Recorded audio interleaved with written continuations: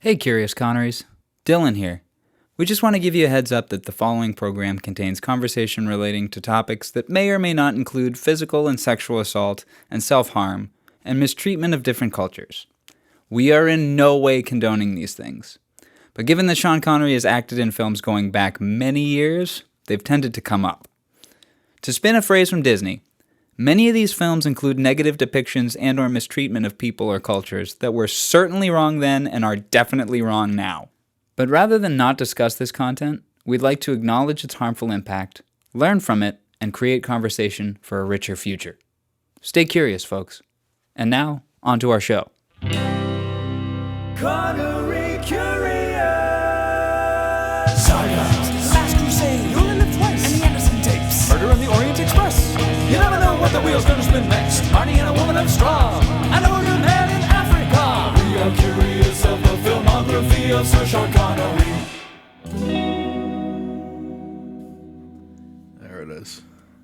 Mario Lima, Dylan, Titus. how you doing today? I'm doing great today. Very excited to be here today. Me too. I'm very happy to be here on this Mother's Day. Mother's Day. Yeah. It's our first holiday episode, kind It of. is, yeah. Yeah, Mother's Day's a holiday, right? Yeah, of course. Yeah, of course It's our first holiday release episode. And in celebration, we've got a guest here today. Ooh, we have a guest. Who could it be? Who could it be? Mom, on Mother's Day.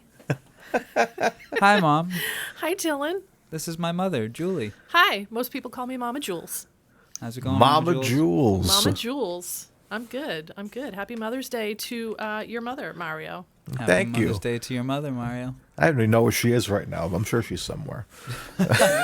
You lost her on Mother's Day? Oh, yeah, I'm sure I'll take her to brunch or something. She's probably out with her friends or something.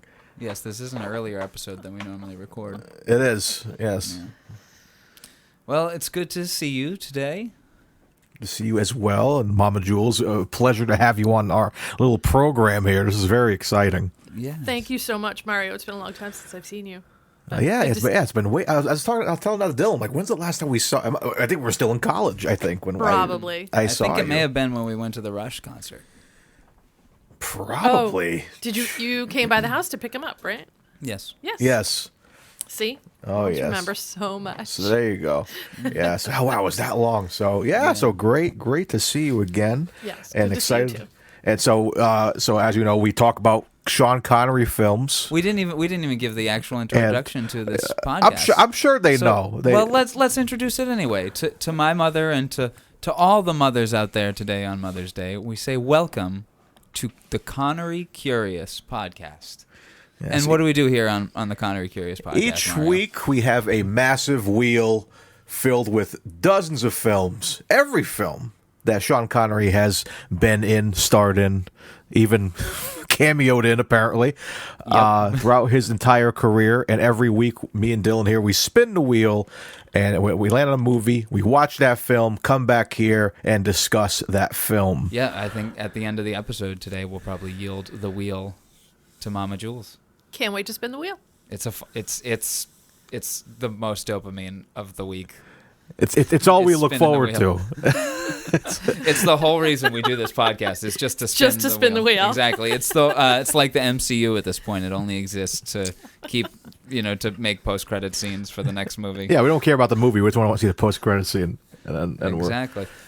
we're out of here. On that subject, today's film, I kind of expected to have a post credit scene. Weirdly. And Yeah, for reasons that I'll discuss later, but yeah, we'll discuss that. And I guess we should get into it because last week on the wheel we spun the film The Rock. The 1996's The Rock, directed by Michael Bay. Which, by the way, is a super big pain in the ass if you're trying to rent the movie, because I rented it on our Chromecast, and I went to go voice search The Rock, and I got every Dwayne Johnson movie. And I was like, no, The Rock with Sean Connery. And they said, you sure you don't want greatest WrestleMania moments featuring Dwayne The Rock Johnson? No, I want Sean Connery. You sure you don't? I've seen enough The Rock in my life. I want to see this Rock because this is one I think I've maybe seen it in passing. It's one of those movies that like shows up on TV a lot, and like on AMC or whatever, and I'll kind of see it for a second. I'm like, oh hey, that's cool. Nicolas Cage and Sean Connery, that's fun. But then I never watched it fully, so I was glad to like sit down and watch the whole thing. And ooh, it's a doozy of a film. I'm really excited. This was your first time watching it? First time all the way through. This was also Newbie. my first time watching it.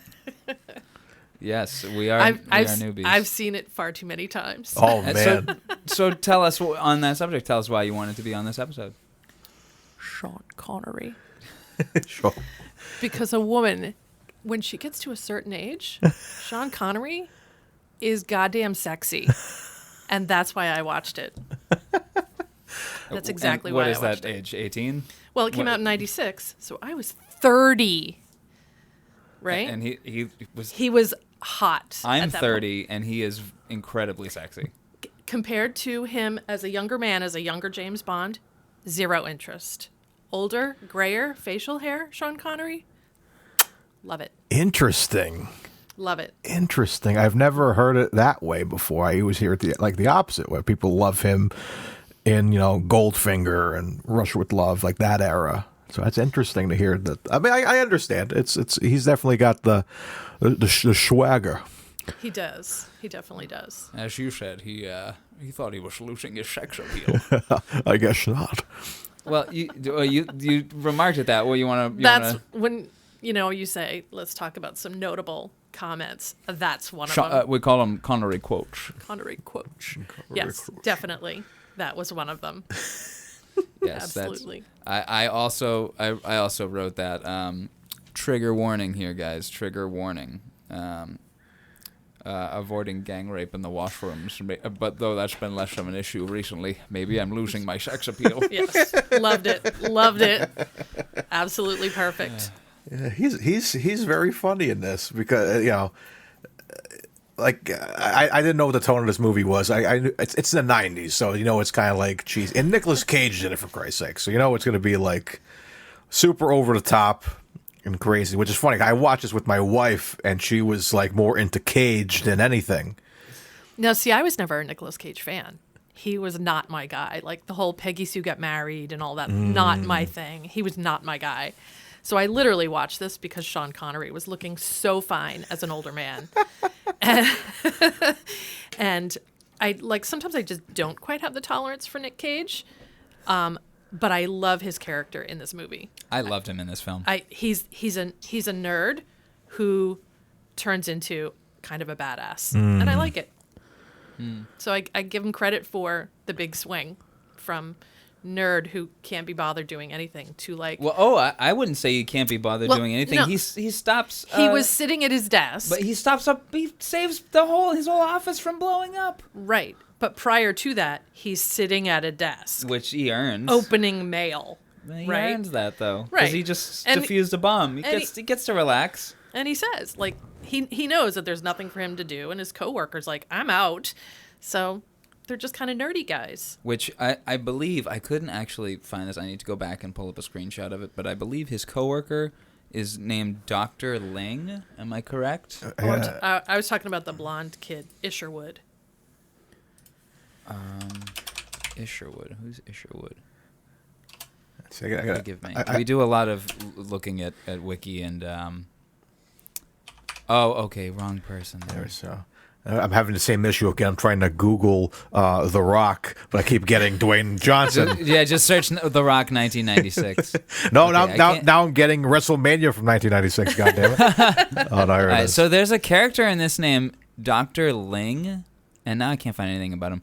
But he's played by David Bowie, but not the David Bowie you think it is. Yes. Mario, have you ever seen the film UHF? I haven't. No. No. You know who I'm talking about? I do know the who you're actor talking about. David Yes. Bowie. There's no I in it.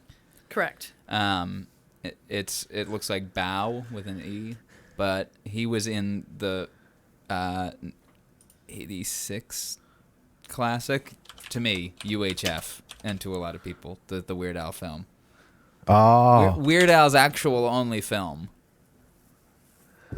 I know that the oh, here he is. Okay, this guy. the Al Yankovic story came out recently, but I still haven't seen it. Yeah, I've been wanting to see that too. It seems like it's from what I heard, it's like it's Weird Al. It's a parody of other biopics. So I'm like, Yeah. I'm curious to see what that is. People are saying it's genius. Connery So curious. it's Connery curious. They should make a Connery biopic. Who would play Connery in a Connery biopic? Ooh, Brad Pitt. Brad Pitt. you think so? He's got the same like structure in his face. And he's had how many different hairstyles? Absolutely, Brad Pitt could play him. I just feel like visually, he could pull that off. I don't know who I would cast.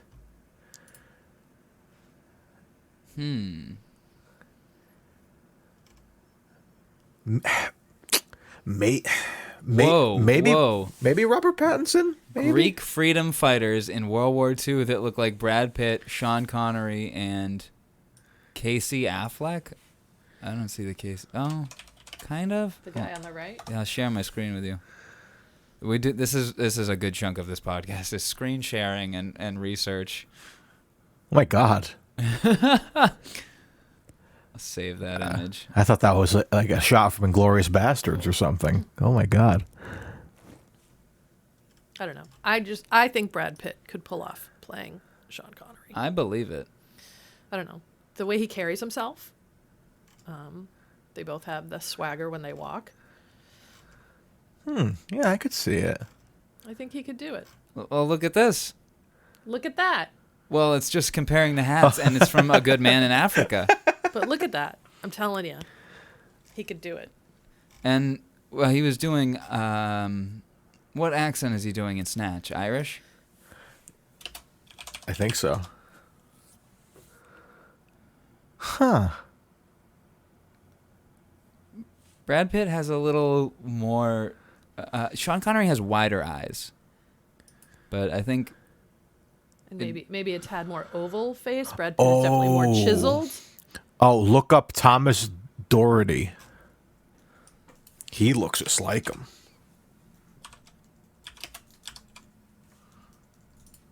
Thomas Doherty. There's a picture of him like with the exact haircut. It looks just Oh like my him. gosh, this guy? Yeah, him. Oh, yeah. Yeah. It's the eyes. If you Definitely the Irish. Yeah. Thomas Doherty. if you do Thomas Doherty, Sean Connery, there's like actually a picture of him with the same kind of haircut too, and he looks just like him. Very first picture. This one? Look at that. That's Oh, crazy. Oh my gosh, yes. Wow. Wow. He could be Connery for sure. Get him. Absolutely. It's the eyes. Screenshot that. Wow. What's he been in? What do I know him from? Thomas. And wow, Doherty. look at that. Oh, the talks. Look at that. Yeah. Yep. It's the eyes and the eyebrows. Yeah. Thomas Doherty. Oh, he's in Descendants because that's my niece watches that. High Fidelity. He was in. So he was a Disney kid. Okay. Lord of the Dance. The TV series Dracula? What? The Lodge? Oh, and he's Scottish too. This must be Connery's kid. Oh my God. And his name's Thomas, which is Sean Connery's name. Look at that. That's his name? Yep. Thomas Sean Connery. See? Thomas Connery. Wow. Did not know that. Yeah. Thank you for teaching me. Oh, you're quite welcome. And as we learned his, what were his nicknames when he was a kid? I'll do Titch. Oh, it was Titch, and what was the other one? I don't remember. Oh, it was Big Tam. Oh, Titch and Big Tam. Big Tam. That's right. Yeah. Big Tam. So. Good stuff. All right, shall we get into this film? Yeah, I say, yeah. Let's get to the. Absolutely. I think we've... Let's rock it. Hey! Let's rock it, man. Yeah, right? Welcome to the Rock. Welcome to the Wikipedia summary of The Rock. All right, so we've got 1, 2, 3, 4, 5, 6, 7, 8 paragraphs. So should we just work our way through the film? Yeah, we'll kind of match it with usually we match with our notes here, and Yeah, they kind of follow along. Yeah, cause I got. It was funny because as always, I always have tough time. Like I'll be watching. Like I was enjoying this movie a lot, and I'm like, I should probably rewriting this down. So mines are very Same. scattered. Mine are like I have the first 30 minutes, then Connery shows up, and I get flustered, and then I'm He's like, good looking. yes, and with the long hair. I did not expect the long With hair. the long hair. Yeah. Nicole said the same thing. Oh my god! And I think I mentioned this on a podcast in the past. He should have been Odin in Thor. Yes. Like, yes. oh my god! Seeing this now, I'm like, he should be Odin. Holy crap! No disrespect to Anthony Hopkins, but come For on. reference, this is Anthony Hopkins as Odin. Wow. Tell me, Connery wouldn't have done a good job Absolutely. in that as well. He would have rocked it. Exactly. Sorry. No, I'm going to end up doing that all day. That is fine because we do the Connery voice all the time. Oh, that's all we do. It's like we have so many cheesy jokes on this podcast. I'm sure you'll be privy to them all. So, Awesome. alrighty. So shall we start going through? I'll start going through the wiki.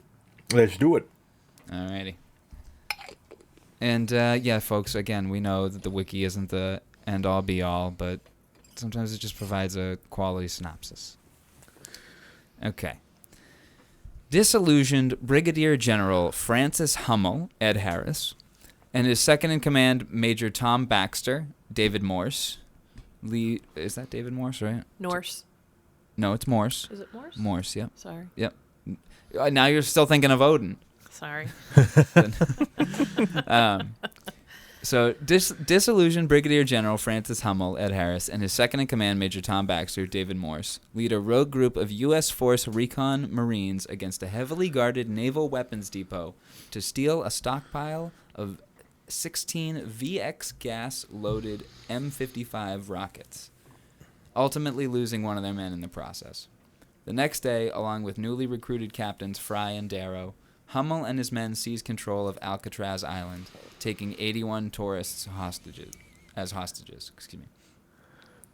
Hummel threatens to launch the rockets against San Francisco unless the U.S. government pays him $100 million from a military slush fund, which he will distribute to his men and the families of recon Marines who died on covert missions under his command, but whose deaths were not compensated.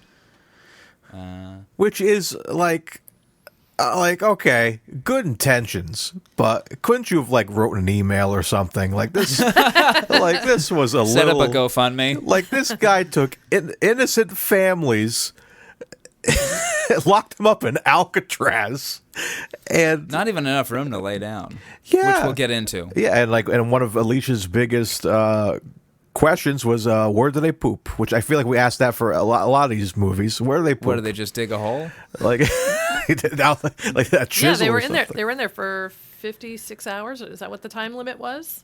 Yeah, a couple I of think days, so, right? yeah. Yeah. Yeah, it's like, oh man, like that's. Ugh. So, did they eat? Yeah, were they Did being they get fed? water? These guys were so busy fighting that, what about the hostages? I can't imagine there's a gift shop and cafe on Alcatraz for the tourists. And why would you go on a tour? Even Connery says that it's a tourist location now. It's like, yeah, it's kind of crazy. Like that's not like a field trip. Let's go to Alcatraz. I would have to ask my mother, but I think my parents actually went there. I know they did go to San Francisco way decades ago, but I think they may have actually gone on Alcatraz. I could be wrong, Really? but I think they may have. I'll have to ask her. Oh my God! Like that just. I mean, I'm looking it up now. Can you get tours of Alcatraz? Oh yeah. How much? Let me see Alcatraz. Is this actual thing? I was making sure this is the right thing. Yeah. Buy tickets now. It's like Universal Studios. How much? Ticketmaster. Let me see. We'll do it. We'll fly out there and visit Alcatraz and we'll write it off. There's 2 tickets you can get. You can Alcatraz day tour or a night tour. No, Oh, thank you. shit. No, thank you. Let's do the day tour.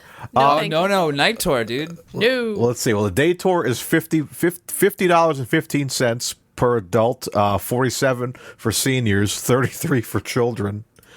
The night tour. It costs an arm and a leg just to get into prison these days. Night tour is $10 more, $60 for adults. Oh, wow. Nope. Pass.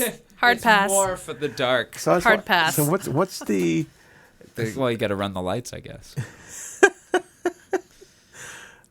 Hey, that cistern had to stay lit with that fire. Right? Right? Exactly. Somebody's Yeah. got to pay for that.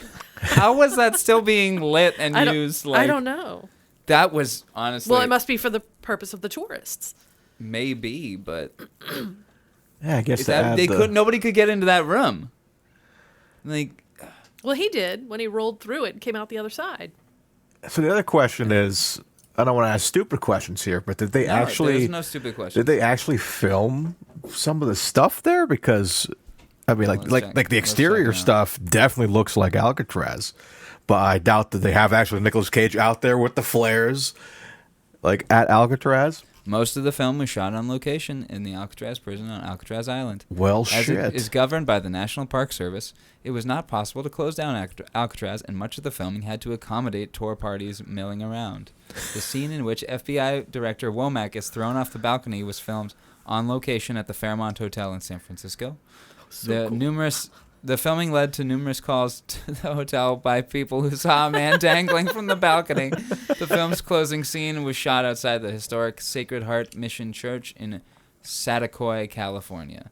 At one point, Schwarzenegger was to have played the role of Goodspeed. He turned down the role because he did not like the script. Nope. Yeah, that wouldn't have worked Nope, at all. That would never have would've worked at worked. all. Yeah, Not at all. you need a younger guy because how old was Schwarzenegger? Was probably like In 96, he would have been...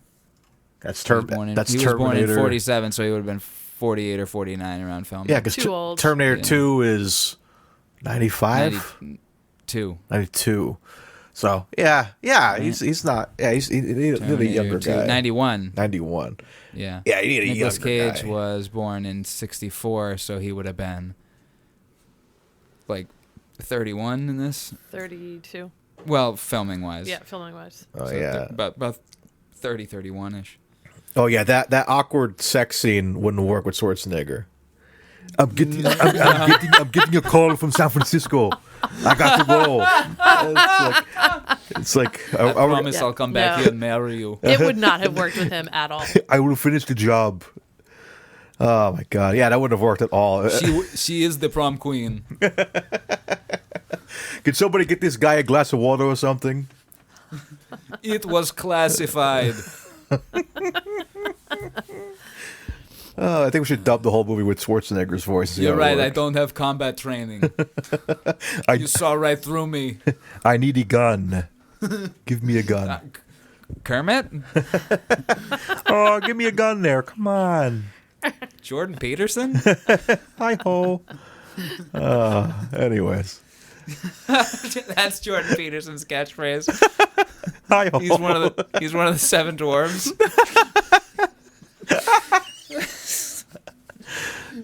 Which you can also This is see awesome. in this movie. The seven dwarves? Yeah, if you like, they're like working in like in the mines when Connery is. And also, you can also see the Molly Maguires working down there. That's the crossover. That's And you also, if you look close enough, you see Dr. Jones. Because I wrote that was one of my notes. Minecart / Molly Maguire / Temple of Doom. All right, so from that first paragraph, let's go on our notes based on that first paragraph, which is the taking of the missiles and the threatening of the government. I would like to mention the opening shots. Really great shots like that. That sort of classic sunset montage. with the choppers coming in, which is The used. Apocalypse Now shot. Yeah, and like even used in Star Wars for God's sakes with the TIE fighters coming in. I think it was the second movie in the Disney trilogy. The TIE fighters are coming in with the sunset. I'm like, that's always a cool shot. And yeah, like the whole like scene with like the mercenaries breaking in, kind of reminiscent of GoldenEye almost. like just the kind of like infiltrating and stuff, around the same time too. Which again, always this was the year after. Always leans to question: what if Connery did a Bond in the 90s? Like, I feel like he could have. This should have been Never Say Never Again, like something like this. This is Connery's Bond in the 90s, and we'll get into that. Yeah, but because we're not even to him yet. Let's get to him when we get to him. I think because you're correct. You're correct there. Yes. But It was like diving head first. Let's do. Well, after like it's kind of a time jump here, but like let's just say the last movie we did in our timeline, we had to wait for Connery for 2.5 hours before he showed up in a 3-hour film. So it wasn't our last one, but it was episode 10. Episode 10. The Longest Day. Yeah, it's a 2:58. It was right. 2:58, and Connery shows up at 1:55. Yikes! And we only see him for like a minute and 20 seconds, I think it was. Yeah, his total screen time is about 90 seconds. But to reference that, I'm just going back to my notes here. I gave Sean Connery a 10. 10 out of 10 for his 90 seconds in that movie. Because boy, it just made us happy. It's a real shot in the arm to that movie. It was. It makes me want to go back and like maybe give him a 10 too, because after thinking about all this, you don't have to change it on my account. No, but if I could go back, I would be like, no, because marinating it after all this time, that was really great. That was a great Connery moment. Yeah. I wonder if we're gonna do re-rankings of stuff. Do we have to rewatch the movie? Maybe it's all the Connery stuff. Okay. Because I'm like, I don't think I could sit through that again. Yeah, same thing with like Action of the Tiger. As much as we despise Connery in that film, I'd rather just watch the two scenes we have with him and that ending analyze. scene at the dock. Yeah, I mean that's his greatest moment. Not even that. Not even when he shows up. He shows up. He doesn't do any attempted sexual assault in that scene. Yeah. But the scene with the exchange of the gun, with the kid having the gun. Oh yeah. Oh my God. That's a good scene. I'd rewatch that scene. That was the scene that kid had me on my toes that whole movie. If you remember, it was just like we saw that passing of the gun. Anyways, well, we'll get back to that movie eventually. It was so good. Well, for context, this film Action of the Tiger, there's a fight scene and somebody loses a gun and there's a kid in the scene and the kid takes the gun, but nobody sees the kid take the gun. Because the fight is happening, and at the end of the movie, our heroes are pretty much fucked, and the adults have to say goodbye to the kids because everyone may die here. It's pretty dark, and Vivian Lee, is that the actress's name? She gives one of the kids a hug, and the kid goes, "Boom! Look what I got." Was it boom boom or bang bang? Like, or bang whatever? bang. And she just like, grabs it and she's like, oh, "This is the best gift you've ever given me," and like hugs him tight, and then goes over to Van Johnson, who is the lead, and hugs him and like tucks the gun into his hand. It's a brilliantly tense scene, and they're just waiting for Connery because he's driving a boat.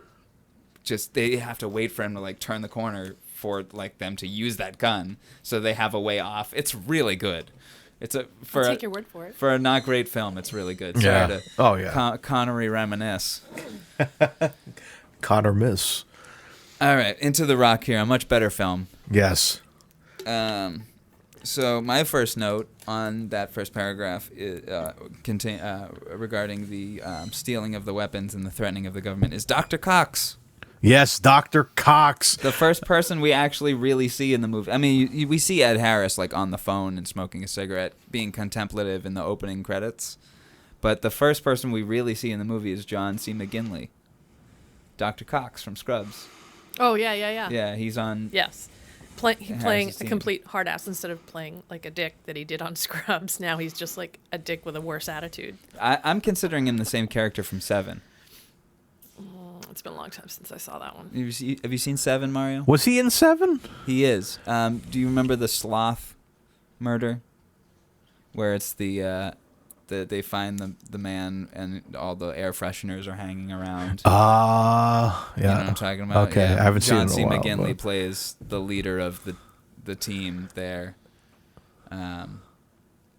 He's the one that leans in and goes, "You got what you deserved." You know what I'm talking about? All right. Yes, I also have in bold Dr. Cox as well with 2 exclamation points. I always like seeing him in things. Yeah, it's like, you know, I love He's great in Scrubs, Office but Space. Oh, yeah, he's hilarious in Office Space. You seen Office Space? Of course. Yeah, I'm old. He's one of the bosses. Yes, he is. Holy fuck, Bubble Man is my next note.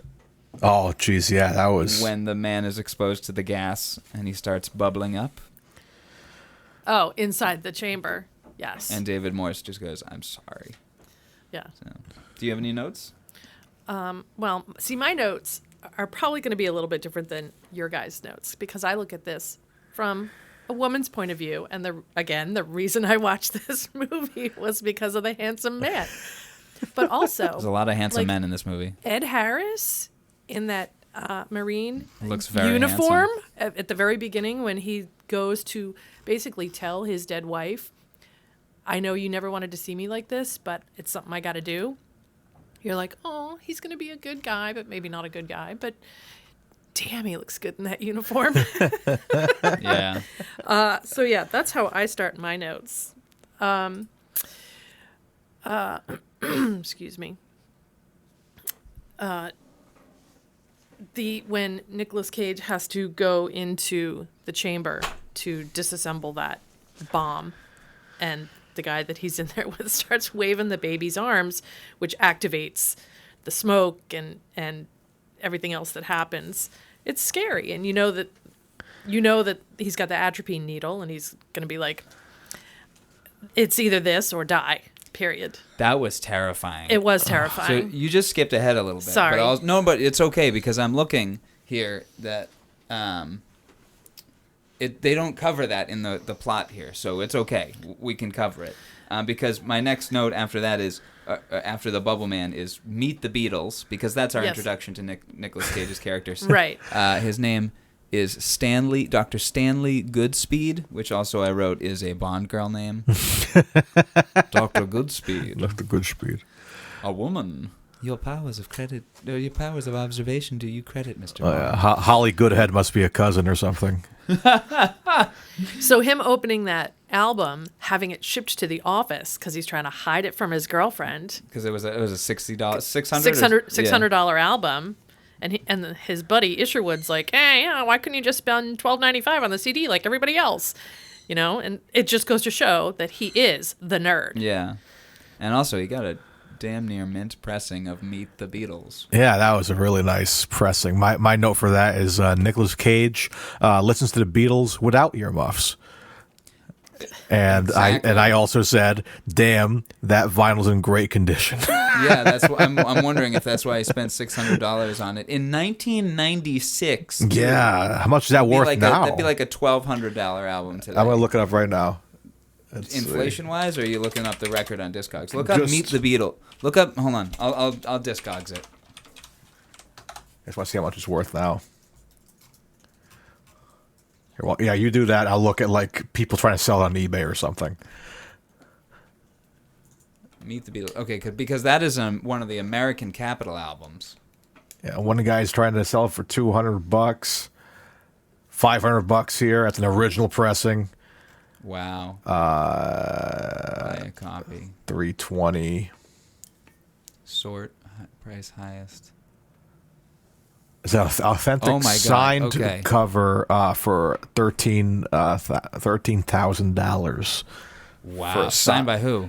Signed by John, apparently. And it looks like an original pressing. Oh, wow. So the most expensive one going right now on Discogs is a Japanese pressing from Odeon. I really love stuff like this. Did I send you the Parlogram YouTube channel? The guy that has been selling Beatles vinyls for 30 years?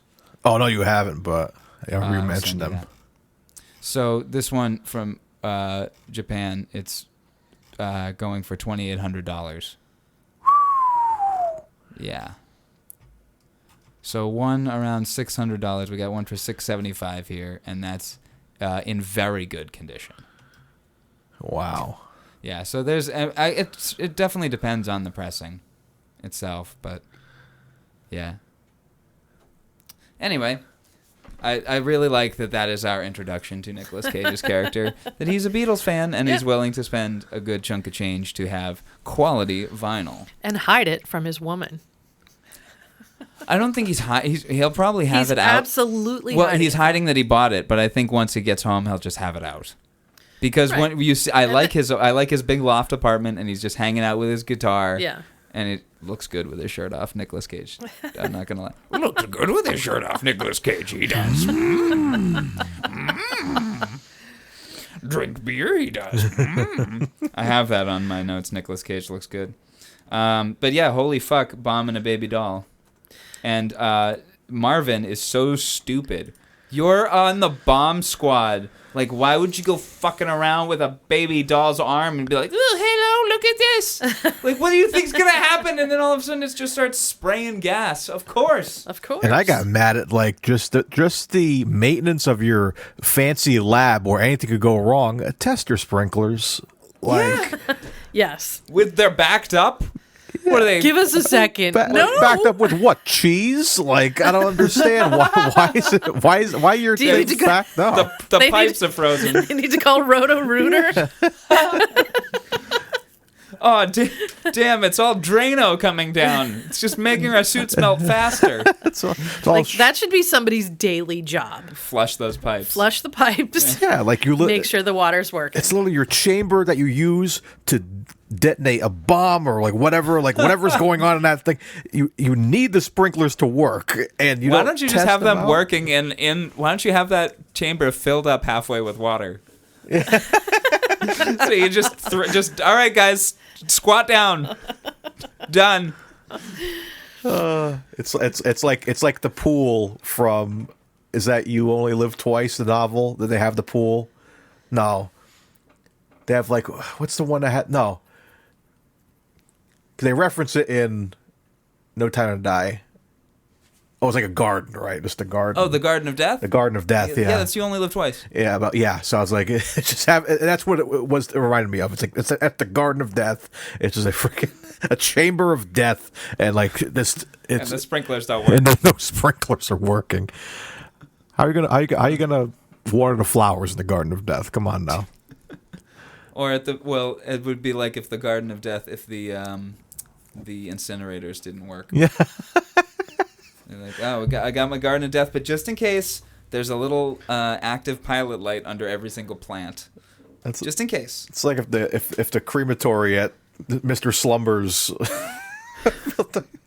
those goddamn diamonds No are full. fire. That's why Connor didn't burn alive Because it just had water pipes in there. Yeah, spread them with water. Worst crematorium ever. Okay, so but that opening sequence, the stealing of the VX missiles, that is where I'd put the 007 theme. Okay, yeah. Did you hear the piece of music that we referred to you? Yes, I did. Dun, dun, dun, dun, dun, dun, dun, bow, now. Also, that's 7 hits. 1, 2, 3, 4, 5, 6, 7. Yeah, there. Oh. I put that music when they are in the mines in the rail cars. Yes. Me too. Okay. Me too. Absolutely. That's in my notes. Like I was just like, it almost sounds like indie music. It does. And he did all that already, and that's where I put that music. Yeah, so that could go there, or the Indiana Jones theme could go there. Speaking of, we'll get to it, but like speaking of like familiar music, we'll get to that. But the score in this film is very reminiscent of something. Pirates of the Caribbean. Yes, like Yeah. like when he's escaping the hotel. Even Alicia said, like, this Pirates of the Caribbean or something? It sounds just like it.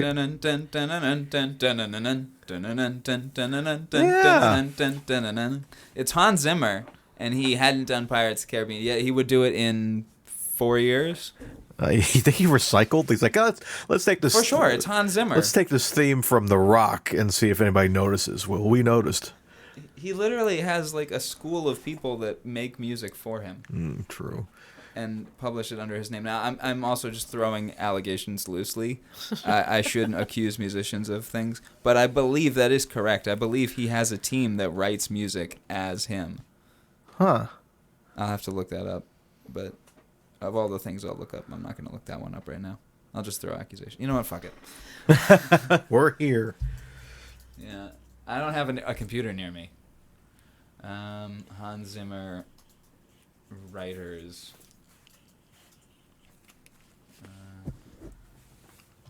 I wouldn't mind working for Hans Zimmer. Neither would I. On ghostwriters, okay. All right, there's a long article here, but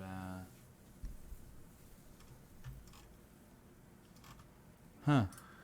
All right, yeah. So okay, there's some articles on it. I'll read them in time. Okay. Yeah, I wasn't nuts about the score. Several times I wrote that I didn't love Hans Zimmer's score here. It was a little weird. And he wrote it with Nick Glennie Smith, a frequent collaborator with Hans Zimmer.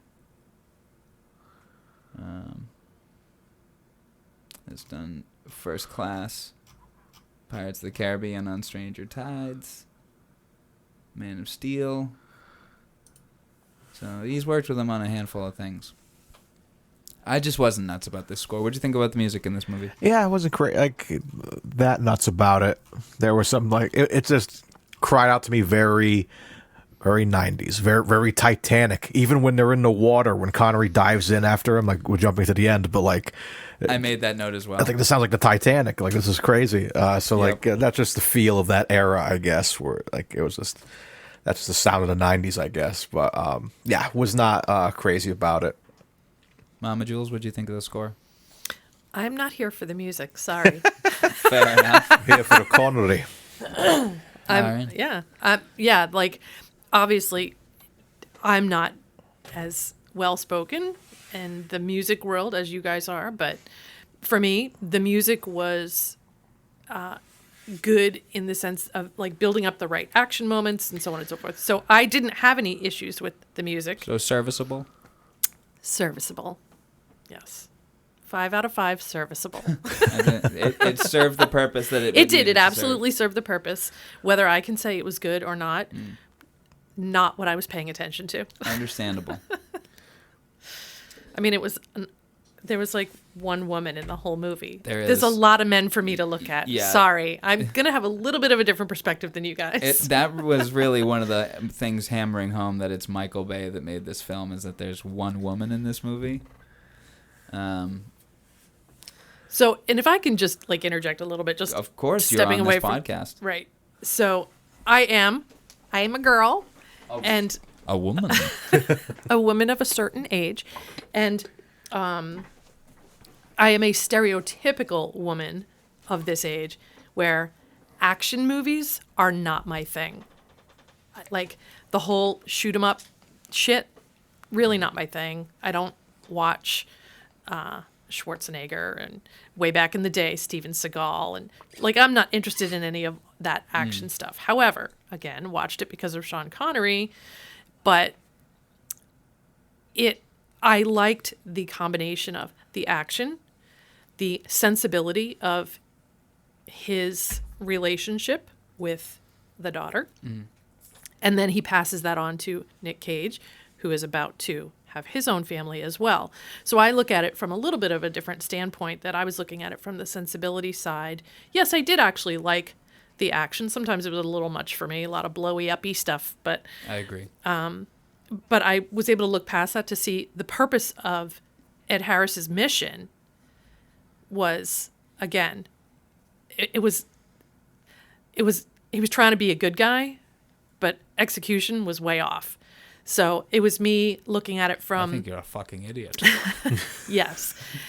It's me looking at it from the standpoint of, I'm a woman, I'm a mom, I love a good love story, I love people who are funny in the midst of the drama.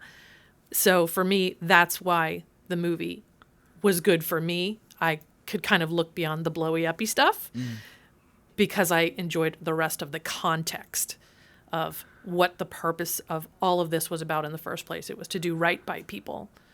And so that's why, as a woman, I got sucked in, because we tend to want to do right by people. Just my 2 cents. I like it. And that is a big theme of this film, is doing right by people. It is. It absolutely is. Cage's last action in the film, sorry to skip so far ahead, Right. but his last action in the film is literally doing right by him. Right. Is doing right by Connery. Absolutely. He's like, go to my hotel room, take my money. Take my money. Take my clothes. Yep. Start a new life. Right. And he, again, jumping ahead, he did that because he flat out said, Womack ripped up your pardon. Yeah. And even before, in the scene with the daughter, he's working. Your father's working with us. Right. Right. There was a softer side to him. Yeah. Because even though he, at that point in time, he still didn't have a kid, he just has one on the way, he understands what this small amount of freedom means to John Mason. That's why he allows him to spend that time with his daughter, and he sits on the bench behind him so he can hear him, but doesn't have to interact. Yeah. So, That was- some caring and kindness. And from a woman's perspective, that's kind of what moms and women look for, is a little bit of caring and kindness. We're not all about the guns and the fires and the rifles and all that stuff. Well, you brought that up. That is my favorite scene in the film, is the scene with his daughter. With his daughter. With Claire As Forlani. short as it is. It's about 2 minutes, 3 minutes-ish. But still. And it...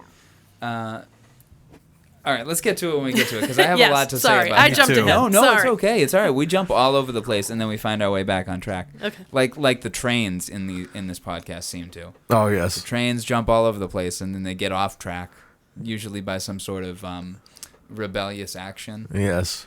by our lead No, characters. no, But then, no trains in this. Were there? No trains in this No movie. trains. Well, except for the underground carts. Oh, yes.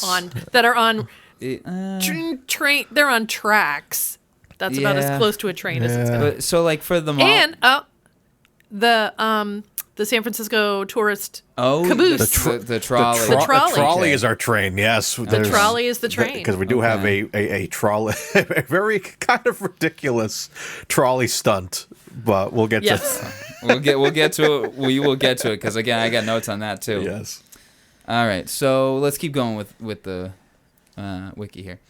The Department of Defense and FBI develop a plan to retake the island using a U.S. Navy SEAL team led by Commander Anderson, the FBI's top chemical weapons specialist, Dr. Goodspeed, and the only inmate ever to escape Alcatraz, John Mason.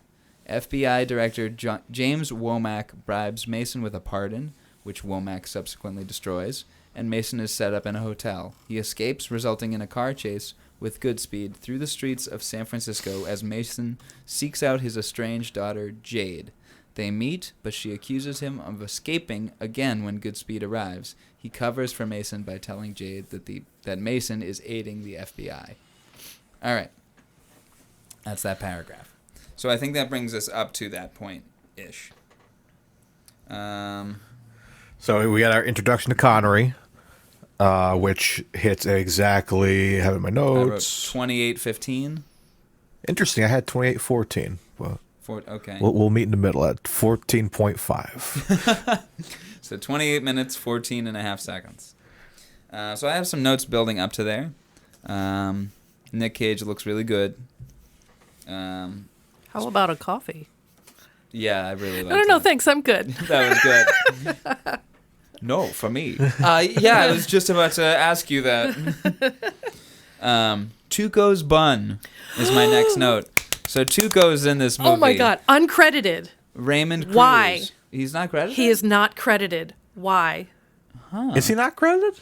Oh, no, he's He's- credited in the wiki, but not Not- in the movie itself. Not in the movie itself. And even if you look up on IMDb, it says Raymond Cruz, uncredited. You And got the IMDb there, Mario? Let me pull it up. I have to say, it's literally in my notes. I think Raymond Cruz invented the man bun. Absolutely. I wrote Tuco's bun heart. That is my method of taking these notes. I Look just at put how heart. young he was. He's very young. And a little bit thinner, not as beefy, bulky. He hadn't done meth yet. No, that would keep him thin. Well, not when you're a Salamanca and you get on meth. You get hyperactive and you work out and you just stay. I mean, he was so beefy in later years and other shows. Like he's been a cop in a couple of shows. He was just in that Breaking Bad commercial of what? Yes. Oh, that was so funny. I didn't like that at all. Actually. I thought it was great. I thought it was kind of shameless. I thought it was in the way like you can only take something good and milk it before it becomes like Breaking Bad is still a perfect show, but then you have so many things that like diminish it a little bit.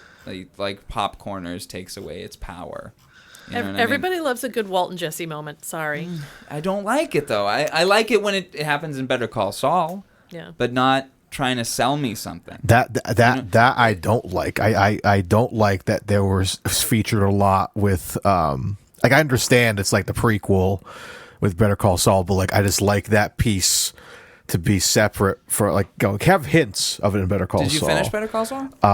No, but I saw I saw because everyone was spoiled it for me, so I was like, I'll just watch the scene. There's only 3 episodes that they're in. Yeah, and it's like cumulatively, I think it's like 10 minutes of screen time. Yeah, I watched, but they're not in it much, and it's really just to I think to tie because we don't see much of Saul's time in Breaking Bad.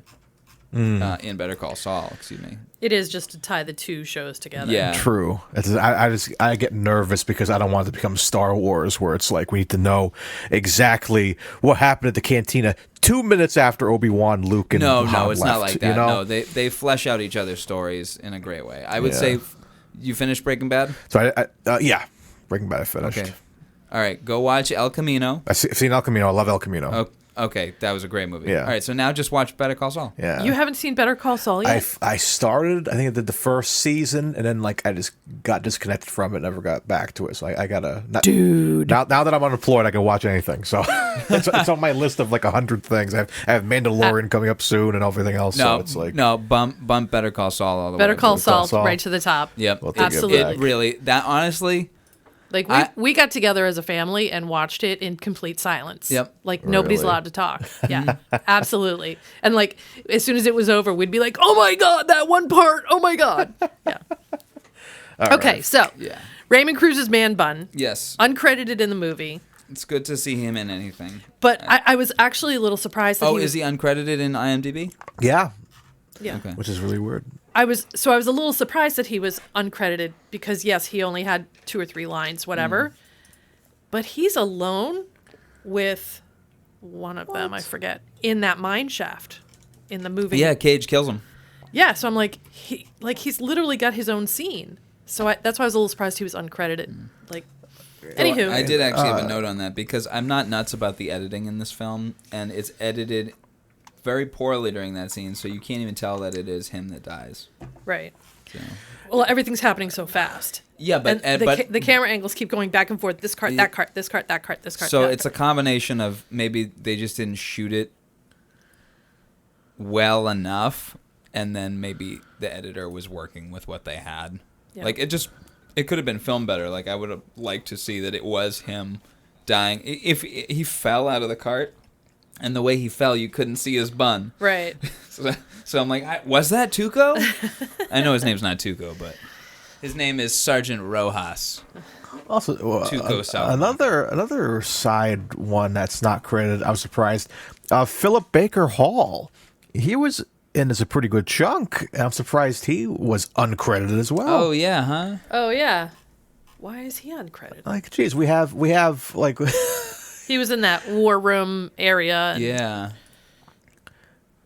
Yeah. He's like one of those faces that like when he popped up, I'm like, oh shit, like like that's a name. Like I had to do a double take this to realize that was Tuco before, but with him, He's so young, that's why. Yeah, but with that guy, and Philip Baker Hall's just been in so much. You recognize, And he's everything. always been old. Yeah, he always looks like He's that. always old. Yeah, he looks the same as he did. Like every time I think of him, I don't know why he's been in so many great films, but I always think of him as in Bruce Almighty. He's Jim Carrey's boss. So and he looks the same in that movie that he did in this. That's where my mind goes to as well. Oh yes. My next note is that the Alcatraz bathroom looks like the entrance to the Chamber of Secrets. two Harry Potter references: the Chamber of Secrets bathroom and the mine cart reminded me of Gringotts Bank. Oh yeah, huh? Like- Okay, we edit that one in too. Just edit every minecart thing together. Minecart. It's just like every time it goes from like a lit area to a dark area. It starts off with Connery and Nick Cage, and then it goes into the dark and it comes out in the light, and it's Indy and Short Round and what's her name in that one? Willie Scott, and then it goes into the dark again. And it comes out and it's the Molly Maguires, and then it goes into the dark and comes out again, and it's Gringotts Bank. It's Harry and So it's Hagrid on the Exactly. It's just constantly changing people. Connery would have been a great Hagrid too, by the way. I was thinking about that. I mean, Robbie Coltrane was perfect, but like in other worlds, Connery. I had that thought the other night. I don't know what triggered it. I might have been talking to you, but yeah, Connery as Hagrid would have been imposing as hell, but he would have been too old. Probably, yeah. I love Ed Harris. Ed Harris Hart. He's really good in this. Yeah. Why does he always play such a bad guy? Because he's good at it. Yeah, He's good at playing ominous people. He just looks like a bad guy, like just Yeah. everything you see him in. Though I'm sure if you like hung around him, just like He's lived near probably him, one he's of the probably, nicest people. Like, oh, go over to Ed's house for he's making steaks and you can watch the game. Nicole was watching the first half of this with me, and we both really laughed when Nick Cage said, "Naughty, naughty." Yes. Yes. And that was just about pigtails. That wasn't even about what she was wearing. Yes. Nick Cage Hart, my next note. He's just great in this movie. And I think it was the naughty naughty that really like sold it on me. Like, okay, he loves the Beatles, he's got a guitar, and then the naughty naughty. I'll just punch it in. It's very naughty. Naughty. Naughty. When he was playing guitar on the couch, who thought he was naked under that guitar? Same. Yes. I thought he I'm was. like- Was he not? I'd be after I just defused a bomb. I'd be Yeah. like, I'm not wearing clothes the rest of the And day. he kept saying, I'm relaxing. I diffused a bomb. I'm relaxing. I think you're naked under that guitar. Again, a woman watching a movie with all men. That's where our brains go. All attractive men in this movie. Let's too. just say that this hollow body has 4 F holes in it. That's a guitar joke for you. Anyways. My next note is Michael Biehn as Captain Anderson. Hart. I love Michael Biehn and I miss him. Why is he not in more things? Michael Bihn's fucking awesome. Michael Biehn is like the coolest dude in this whole movie. Do you like Michael Biehn, Mom? Sorry, I have to look him up. Here, I'll just pull up a No. picture of him right here. You know how I am. This is Michael Biehn. Yeah. Kyle Reese. Yeah. He always plays kind of a hard ass too. Yes. Him. Aliens. Terminator. Yeah. See, that's where I remember him from. Yeah. Very handsome man.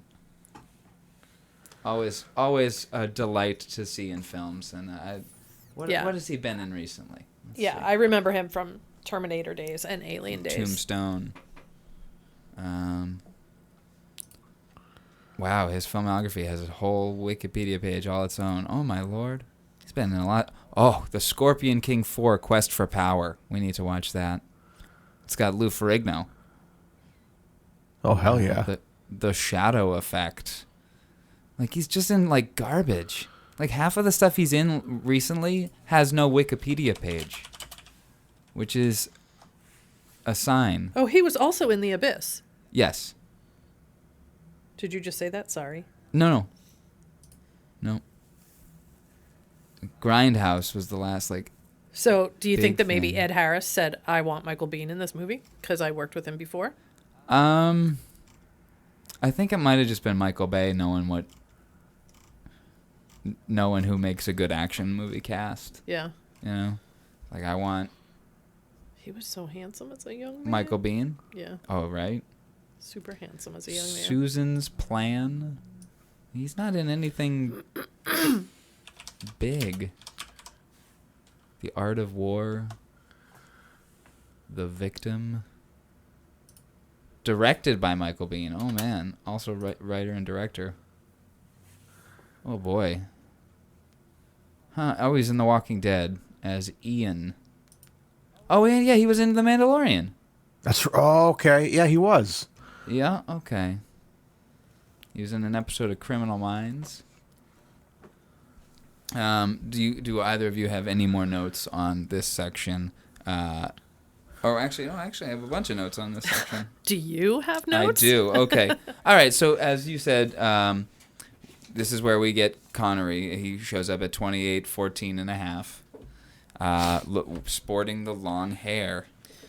John Mason is his name. Yes. And he was British intelligence, and he refused to give up information, and they threw him in prison for 30 years without a trial. And the information is microfilm Yes. with dirt on every important person across the face of the earth. Which we get a little hint to the microfilm at the end. Yes. But he says that. Yes. He actually says it in the beginning about who's on there. Yeah. Who killed JFK? Who actually killed JFK. And of course, everyone else is like, is there going to be a sequel? Because I need to know.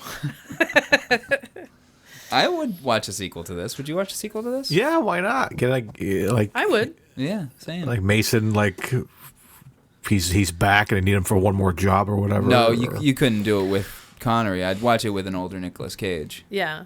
Oh, really? I don't know. Maybe he's gone up the chain of nerdiness in the FBI, and they're like, we're going to put you in charge of all the super important shit now, instead of just chemical warfare.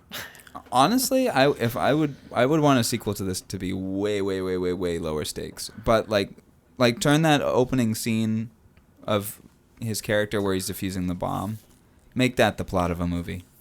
Because in a Michael Bay film, that's like a nothing plot. Mm-hmm. But in any other film, that's the plot. Right. We've got a bomb. It needs to be defused before it kills a bunch of people. Yeah. That's a movie plot right there. Yeah, look at And I would like to Speed, see- for God's sake. Speed was just Exactly. a bomb on a bus. That was the whole movie. And you were on Such a your good seats the film. whole time. That's such a great film. My next note after how much I miss Michael Biehn is Nicole is in. That's what she told me. She was like glued to the TV, like leaning forward. And I'm like, you enjoying this? She's like, oh yeah, I'm in. Yeah. Way back in the days of when I had cable, when I could afford cable, I used to watch it frequently. Or like even in later years, clicking through regular channels, TBS or AMC or whatever. Be like, oh, the last half hour? Absolutely. Click. This is definitely a It's one of those, it's kind of like for me personally, it's on the same wavelength of Shawshank. I can pick it up absolutely anywhere and watch it from there. both films about prison escapes. Love Shawshank. That's a great film. Hell yeah. Shawshank was filmed, to totally change the subject, Shawshank was filmed at a prison in a town I used to live in, and a friend of ours was the warden of that prison. Whoa! What was the prison? I don't remember the name of it, but it's in Mansfield, Ohio. Huh. Wow. And I was very, very, very, very young when I lived there, like Wow. pre-elementary school. Huh. But yeah, that's where they filmed it. Anyway. Damn. Yeah, we don't go off topic in this No. podcast at all. No, not at all. Ever. So The Rock. So, all right. So, John Mason. Mario, do you... Oh, you got something? Fun. I just went to go look it up. You can tour this. You could tour the Shawshank prison in Mansfield, Ohio. Now it's open for tours now. Yeah, and it's not actually called Shawshank. It's called something correctional facility. Oh or yeah, something like that. they call it the Shawshank Trial. Yeah. But I want to know what the I'd name go. of the I'd absolutely go. Rather than Shawshank, it's Stop and Stab. Stop and stuff. I would 100% go back to Mansfield, Ohio to tour that. Oh, prison. is this called the Ohio State Reformatory? Okay. I don't think we can justify writing this one off for the Connery. Yeah, it has to be a Connery movie that we visit the location Yes. to. No. So I'm sure he was considered for the Morgan Freeman role. Sure, yeah. I'm sure he was. Maybe. This was around the same time. Maybe. Like, Understandable. and I would play him very well. I don't envision him being named someone Red. I do. He's Scottish. Yeah. Big Tam, you can't see him being called Red. Big Red. Right, but his name is Otis Redding. Redding. No, I think his name is like Otis something, or maybe that's his last name. I forget. Yeah. Anyway, there's a reason that he's called Red. But yes, it would work. Anyway. Would work. Sorry. Train of thought. So Connery. So- Connery is Yes, here. Connery. Mario, do you know the theory about John Mason in this film? The theory. Yes. No. What's the theory?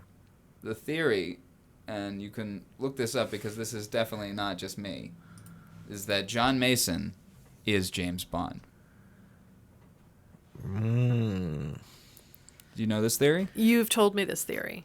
He works for the British government. Right, and he says they clarified that he is a British operative. Yeah.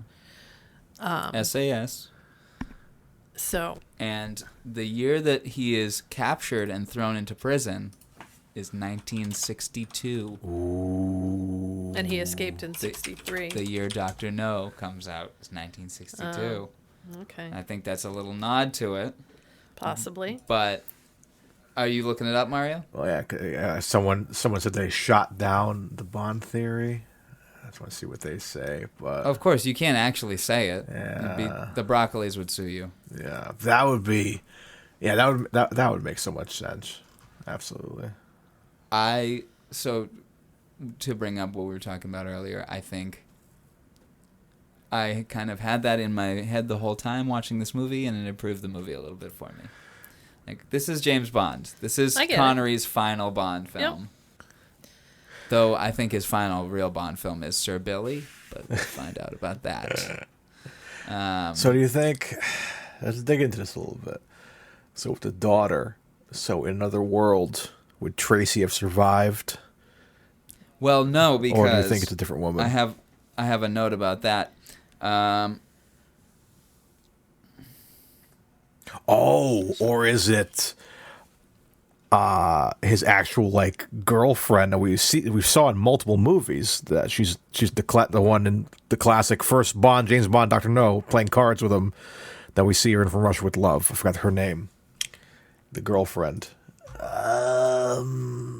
Well, I think it might just be like that this is maybe not, because if he went to prison in 62, then Dr. No onward, none of that happened. So maybe it's an alternate timeline. Maybe. Oh, Sylvia Trench. I'm really trying to make this work, but if there's anything Bond... I hear you stretching, dude. I hear you stretching. All right. Well, honestly, the Bond franchise itself does more stretching than I'm doing right here. Because they're like, okay, what if Blofeld was Bond's brother, and he was the master of all Bond's pain, and he had taken all the villains from the past 5 movies, and he had made them go after Bond because he was angry at his little stepbrother. Like, that's a stretch, and that really is in the most recent Craig films. Like, it is a stretch of stretch. Which is also the same plot as Austin Powers Goldmember. Goldmember. Yeah. Literally, Goldmember did it in 2001, and Spectre in 2015 is like, yeah, Bond and Blofeld are brothers. Like, this is 14 years ago now. Sam Mendes said that's a good story right there. Let's He go. should not have been brought back for Spectre. Ugh. But on the subject of the mother, I made a note about that.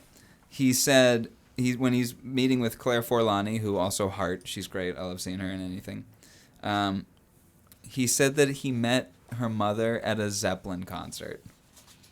Right, and she indicated like this was a pump and dump in the bathroom. Yes, but also, or maybe Pump and dump. Oh God. Sorry. No, it's okay. It's okay.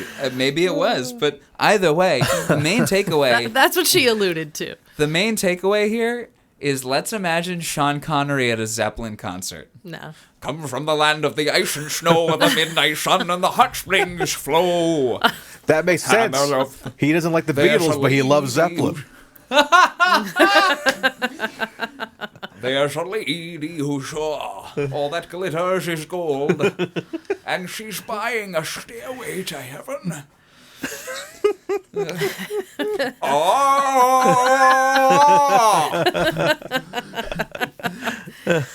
Hey, mama said the way you move, gonna make you sweat, gonna make you groove.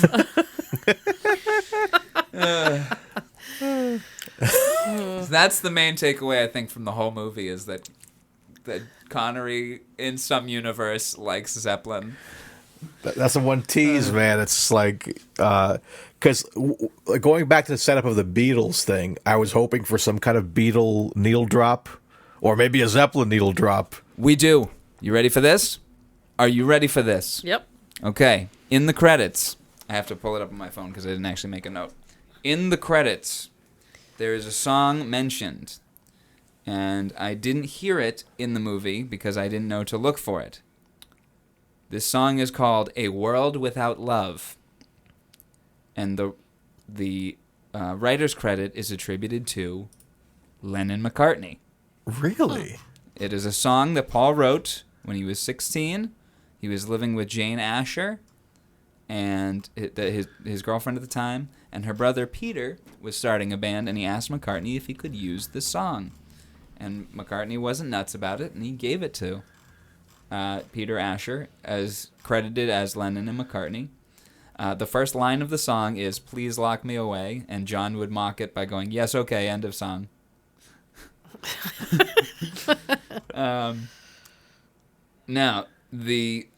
So that shows up somewhere in the movie. So Beatles tracks are very expensive to license for films.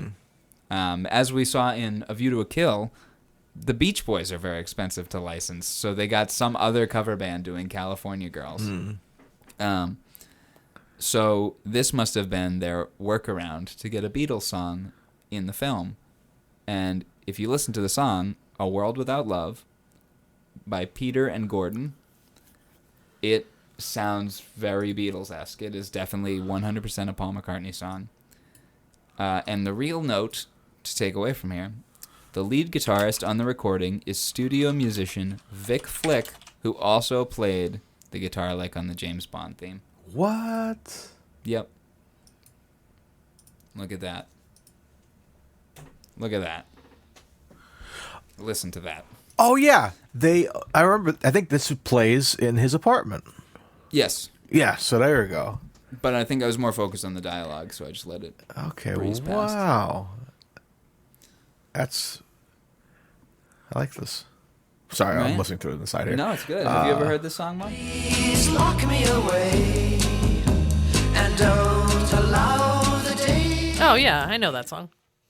Yes, I know that song. Yeah. It is wicked 1963 Paul McCartney. Okay, I got a Connor P. Do it up.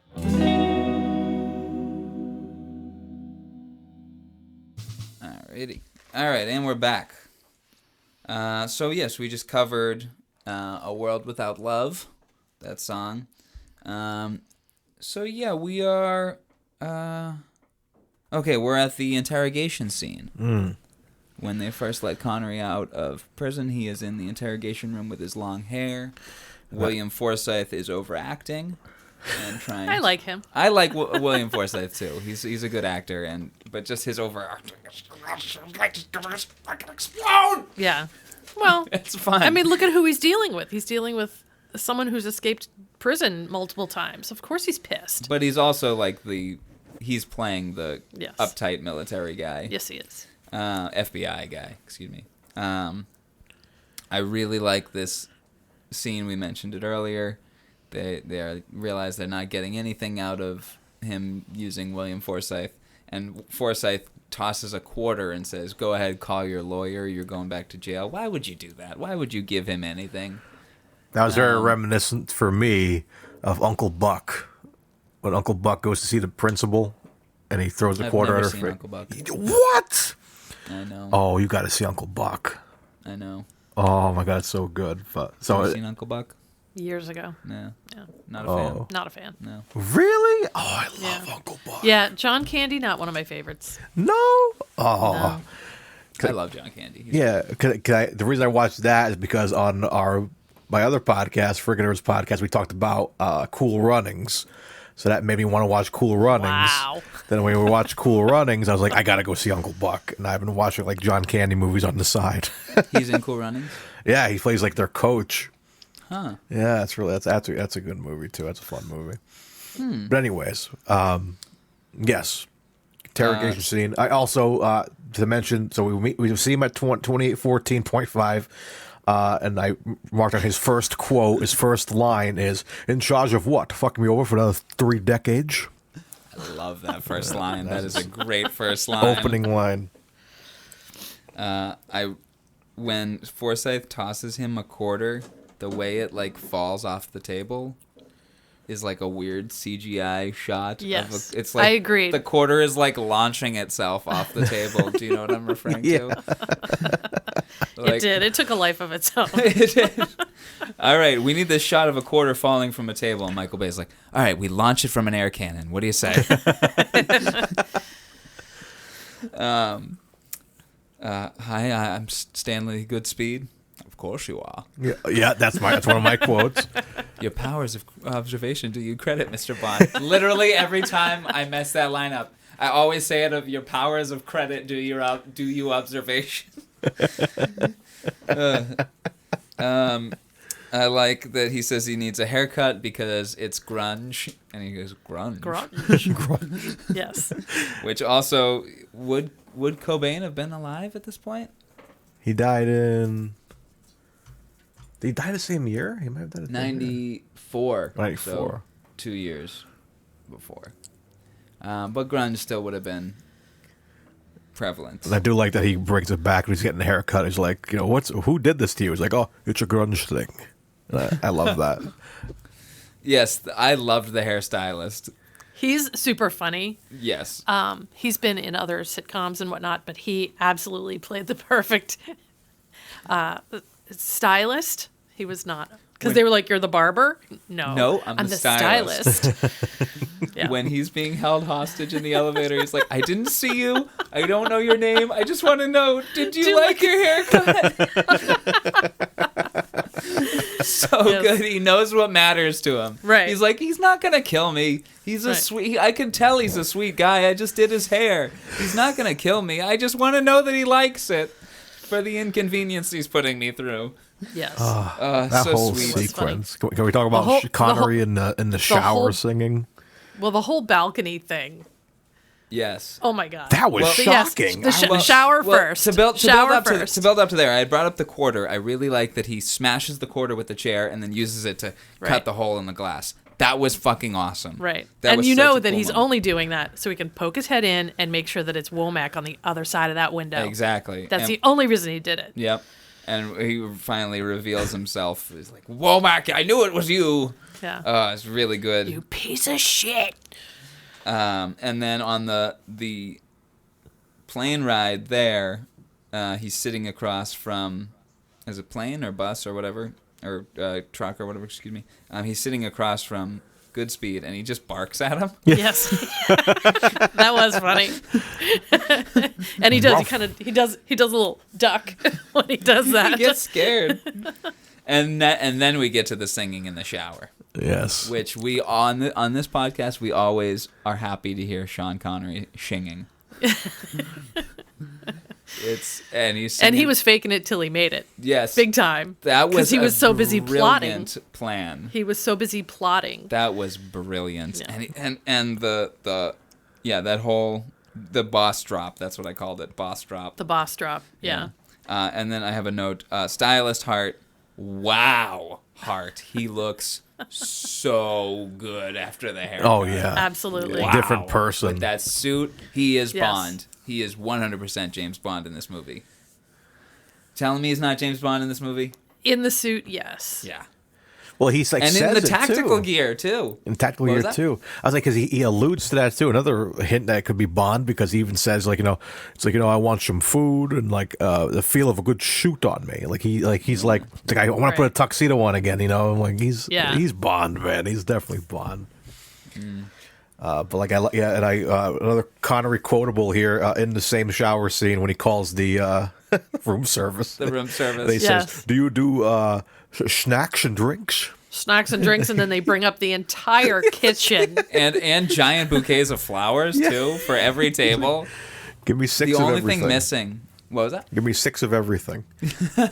The only thing missing from that scene was when he escapes. There should have been a shot of him running out and he grabs some caviar. Yes. Because that would have been truly Bond. Yeah, yeah. And he north of the Caspian. You know. And then he gets quote Lazenby exactly from Majesty's. That would have been a truly Bond moment.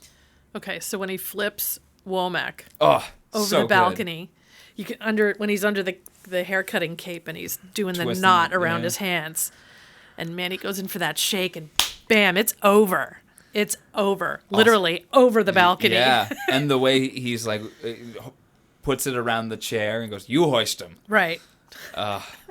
And oh my God, my arm was hurting for Womack. Like Yes. his shoulder must have popped out of its socket. Well, he shows up later With- in the sling. And I have a note on that.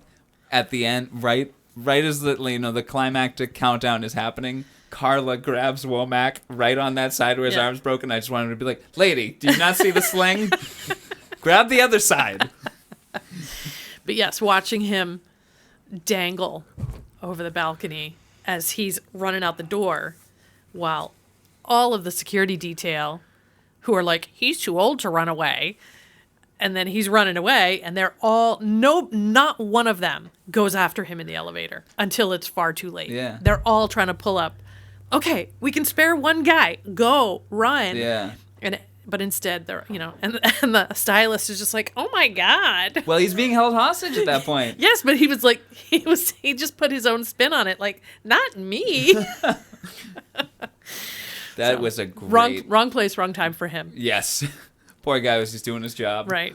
Uh, Well, and they wouldn't let him even cut with scissors. that He'll was- kill you. That was honestly one of the most horrifying moments of that movie. Watching him try to cut long hair with a buzz razor just was like, And the comb. it's up like, just must have been so much effort for him, like Yes. trying to cut through like cement with a But butter he knife. came out beautiful. He did. He looked so good. He did. I don't know why you would take time cutting away. Why wouldn't you just go for if you're only allowed a buzz razor, just go for the. Because he would have ended up buzzing all of his hair off, and Sean Connery bald is probably not fabulous. Fair enough.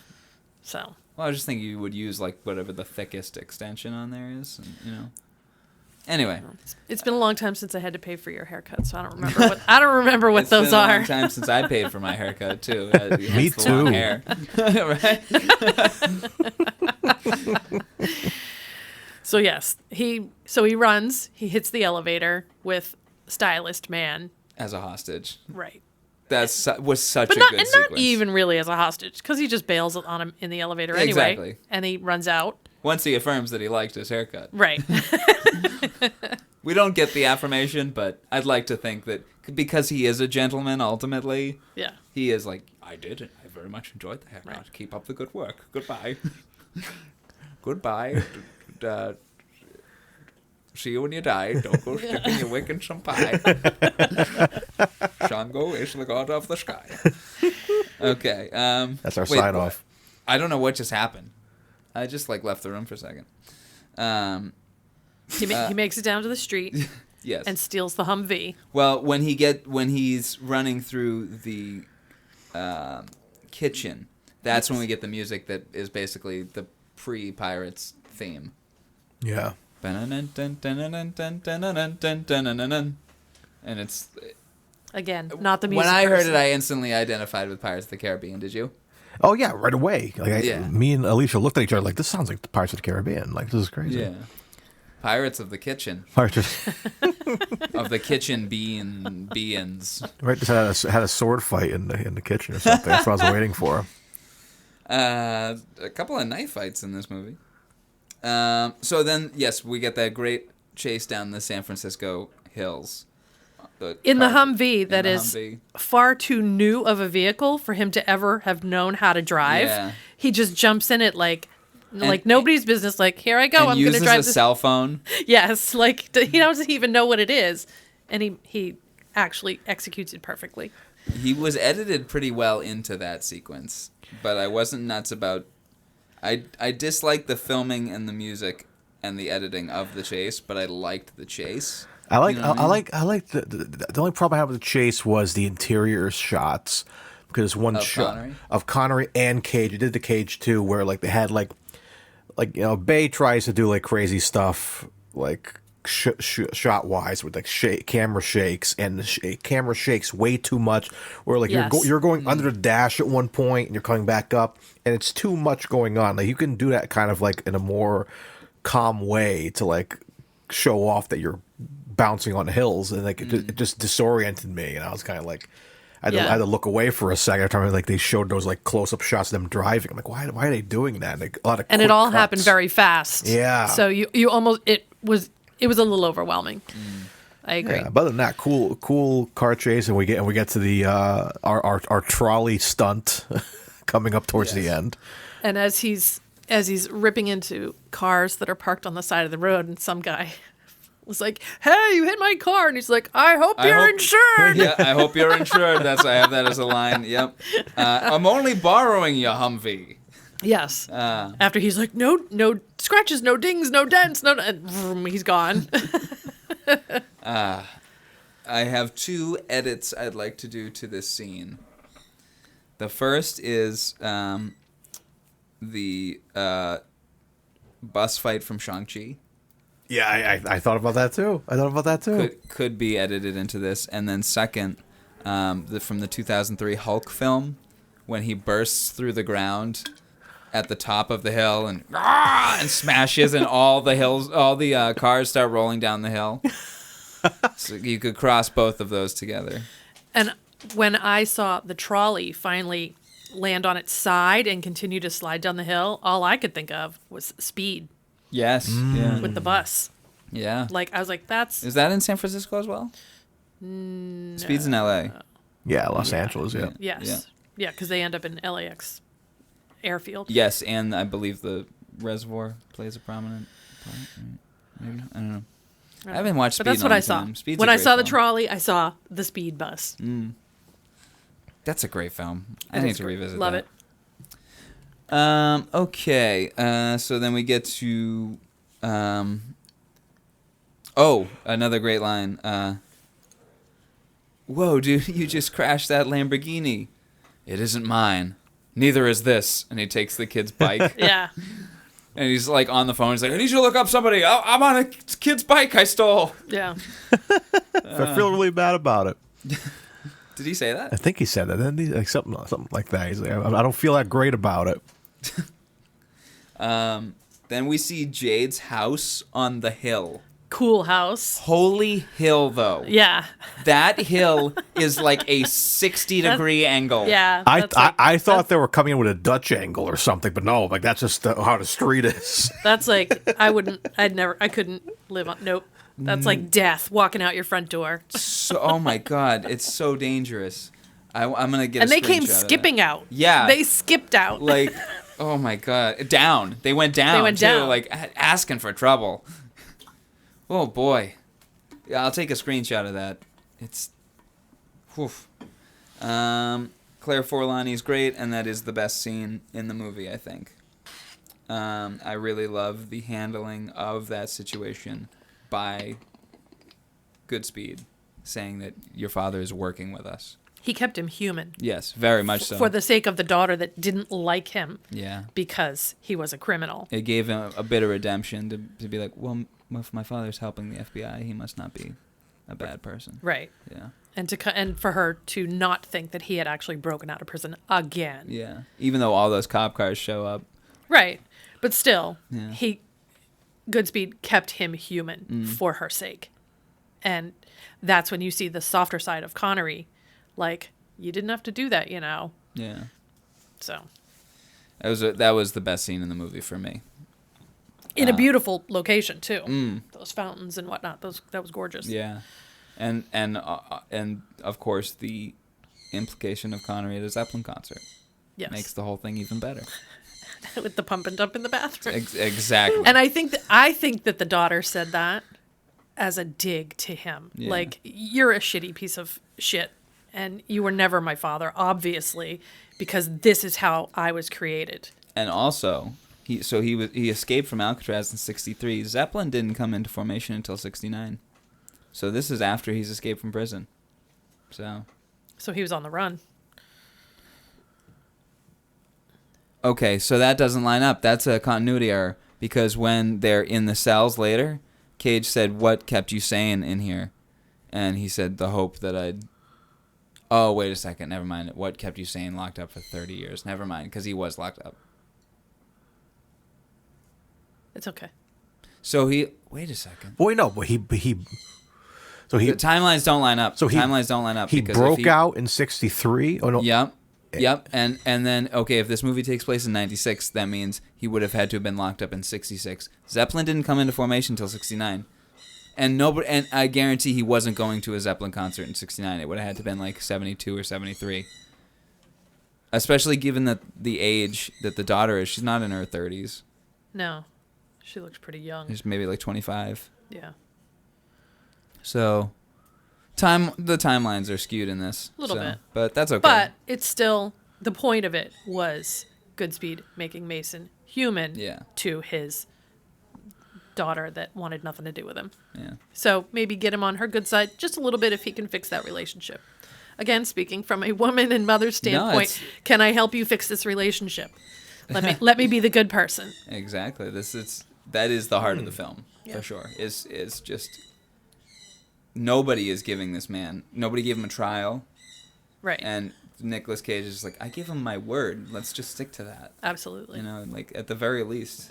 Absolutely. My word. I agree.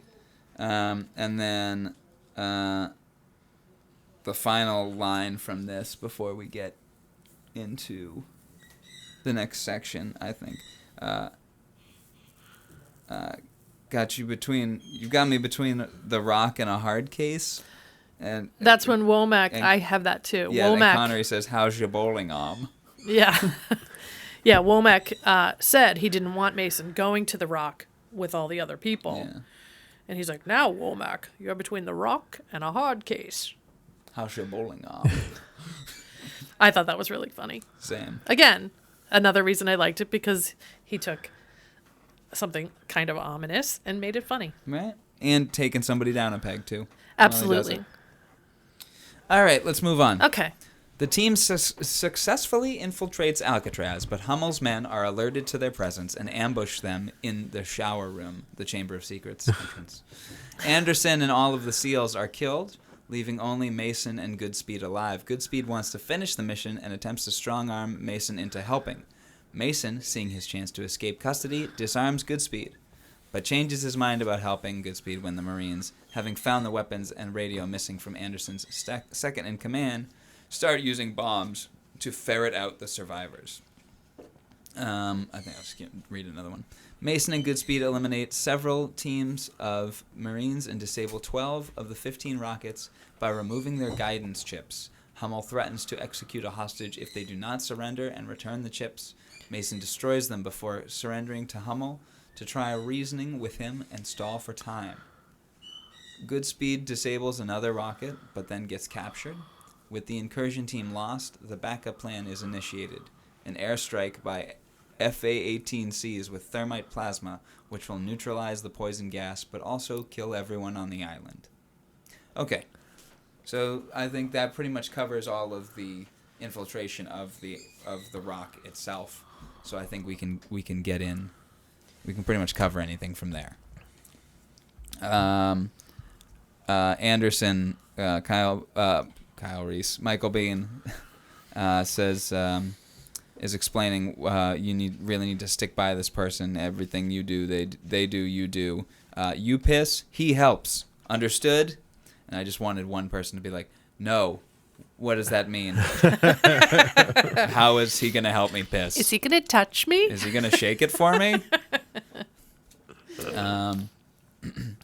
Also, I do have a note here. Is this the only is this the first / only time that Connery has ever worked with a Coppola? I wouldn't know. Because Nick Cage is a Coppola. Huh. And is this the only film that he? Because Alicia mentioned that she thinks that they did another film together. Nicolas Cage And Connery. and Connery? Give it a gooks. I don't think so.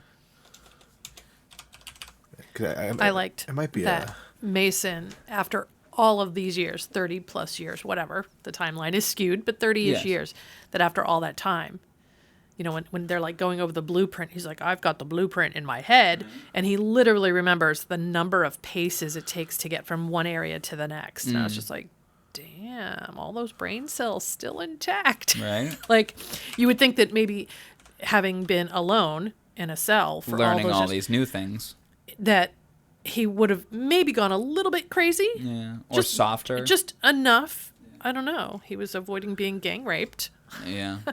But, you know, so, you know, Well, would he have, less of that recently, his sex appeal. because of his sex appeal, would he have maybe, you know, lost a few brain cells just out of boredom, behaviors by other not cellmates necessarily, but anybody that he did, any other inmates in general? How is it that he remembered it was 57 paces from one location to the next? Like, everything was fresh and sharp as if he had just done this 2 weeks ago, not 30 plus years ago. I like that as well. I like even so much so that he remembered the amount of times that you needed to roll through a fucking furnace. And he's laying there and he's counting. Exactly, And yeah, you see him counting. He's watching, and all of a sudden he starts rolling, and then he just kind of disappears, and you're like, what? And they're all like, yeah, he's dead. He's going to be dead. And he just opens the door like, welcome to the Rock. Yeah, my note on that was flame roll. Holy fuck. Flame roll. That was one of my favorite parts of the whole film. Did you see? Are they in anything else together? No, I'm not seeing anything. So maybe it was it might have been a documentary or something. But I'm not seeing it anywhere here. But yeah, so the only note I got from there that you mentioned in the last paragraph, definitely that shootout in the shower room was intense. That was like, Yes. That was quite bloody. Did anybody pick up on the actual blood splatters that landed on the camera glass? Yes. I thought that was so Yeah, cool. I love right, when yeah. stuff like that Scary, happens. but cool. I love when stuff like that happens. And also, I really love how that gunfight and the there's another one towards the end, but they're just really reliant on people having a conversation. If everyone just talked things out, but everyone's just got guns in the situation. And Hummel even says, ceasefire, ceasefire, ceasefire. I don't want anyone dying here. Nobody is listening to him Yeah. at all.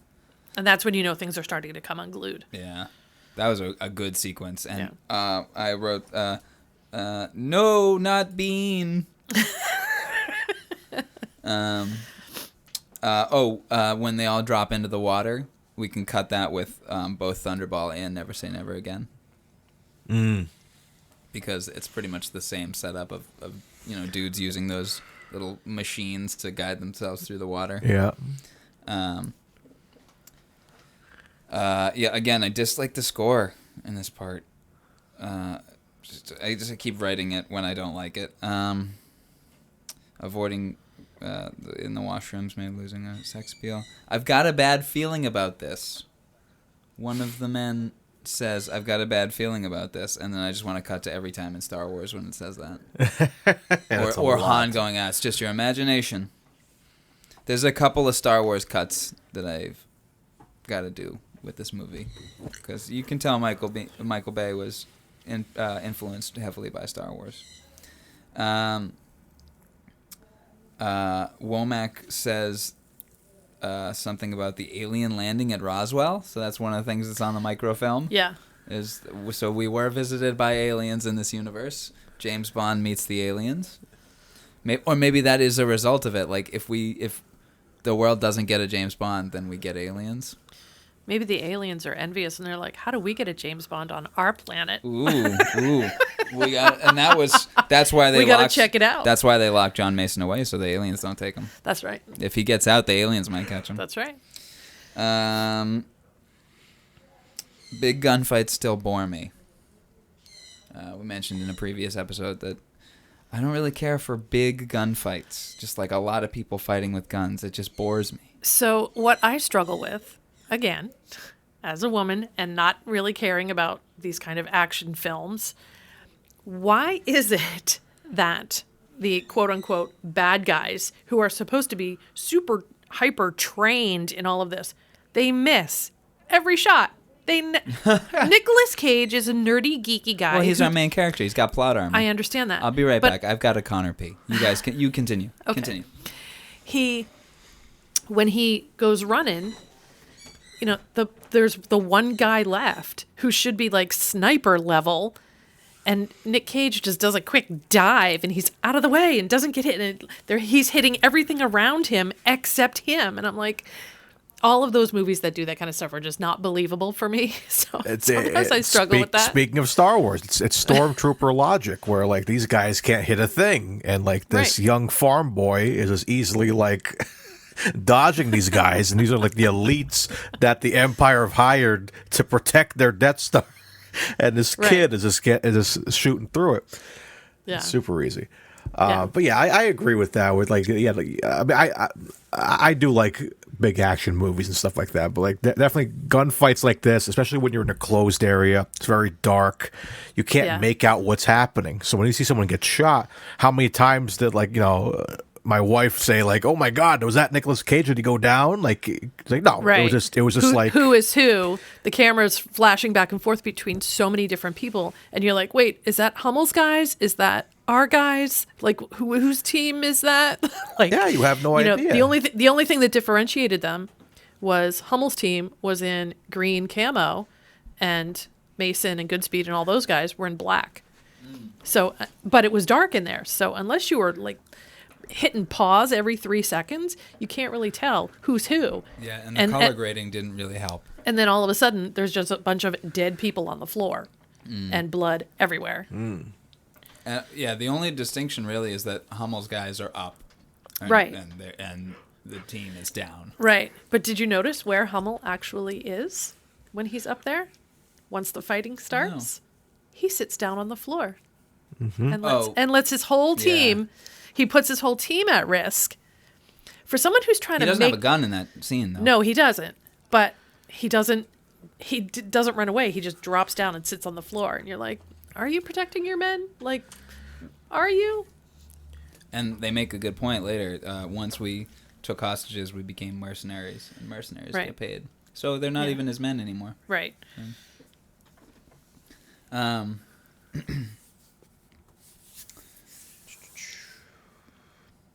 I really like when Connery takes Nick Cage's gun. After that whole shootout, when Mason's running away, and he's like, "I'm getting out of here," and Nick Cage, Goodspeed draws the gun on him, and Connery just takes it real quick. Besides, the safety's on. Boom, done. Takes it. Well, and he makes him flip it up in his face when he does that. Like, look, your safety's not on, but in the meantime, I've got you, and I've got the gun. Sorry, I was just making sure it didn't when you hit the microphone. It's all good. Sorry. No, it's good. I was just making sure it didn't lose signal. Bam. Yeah, and then Cage goes, "He's got both guns now, sir." Or he's got all the guns. He's got all the guns. And you knew that he sort of felt defeated, but I think he maybe also felt like, even though he had all the guns, he still wasn't going to leave him behind. Yeah. Like, he knew. He's like, I'm outnumbered in guns by this criminal, but I have a feeling he's not going to leave me here to fend for myself. Yeah. And he even says, well, as soon as he says that there's chemical weapons, Connery's like, well, why didn't you tell me? And then my next one is, it was classified. So I'm going to punch that in. You could have told my daughter. It was classified. I like that kind of back and forth. There's many opportunities where Connery has the opportunity to just dip. And he does. He takes the opportunity. He tries to. Twice. Yeah. When the bombs start dropping, when they're in the water, because they're in the water, like up to knee deep, they have to skip awkwardly through the water. So that was funny to watch. Yes. Play some like Swan Lake or something in the background there. And also can cross-cut that with No Time to Die. Yes. With the ending of No Time to Die, when the video starts and the grenades fall. Yeah. And right there, cross that. Anyway,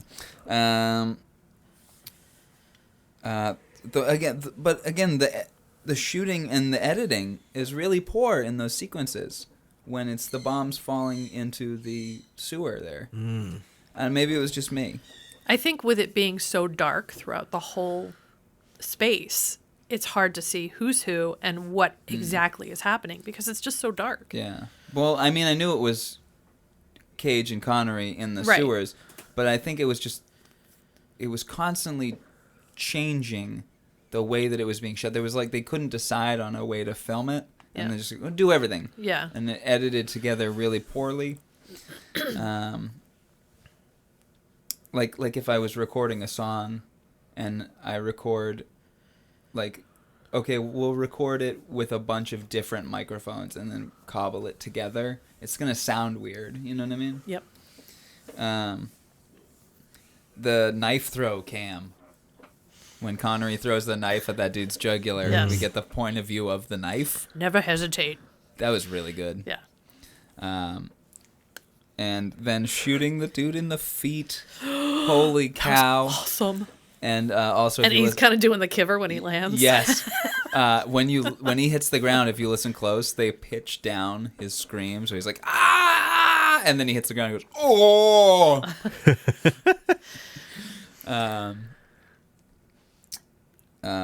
And then, because he has a grenade, Connery shoots the AC unit above him, and that goon gets the Alex Trevelyan death. And Goodspeed is like, the whole. You've seen more dead people than me. Like, Is do he they supposed to be do twitching? the foot thing? Yep, they do. Do you want me to kill him again? That was good. I wrote that line as well. And then that guy's walkie-talkie starts going off. Oh, He's yeah. like, come in, Commander, come in. And I wanted Connery to pick it up and goes, we've had a gas leak down here, very serious. No, we're locking it down now. We're okay here. How are you? Again, another Star Wars reference. Blackbird 1 is Blackbird, over. Blackbird 1, this is Blackbird. Come in, goddammit. Everything's under control. Situation normal. What happened? Had a slight weapons malfunction, but everything's perfectly all right now. We're fine. We're all fine here now. Thank you. How are you? All right, I'm on my second page of notes here.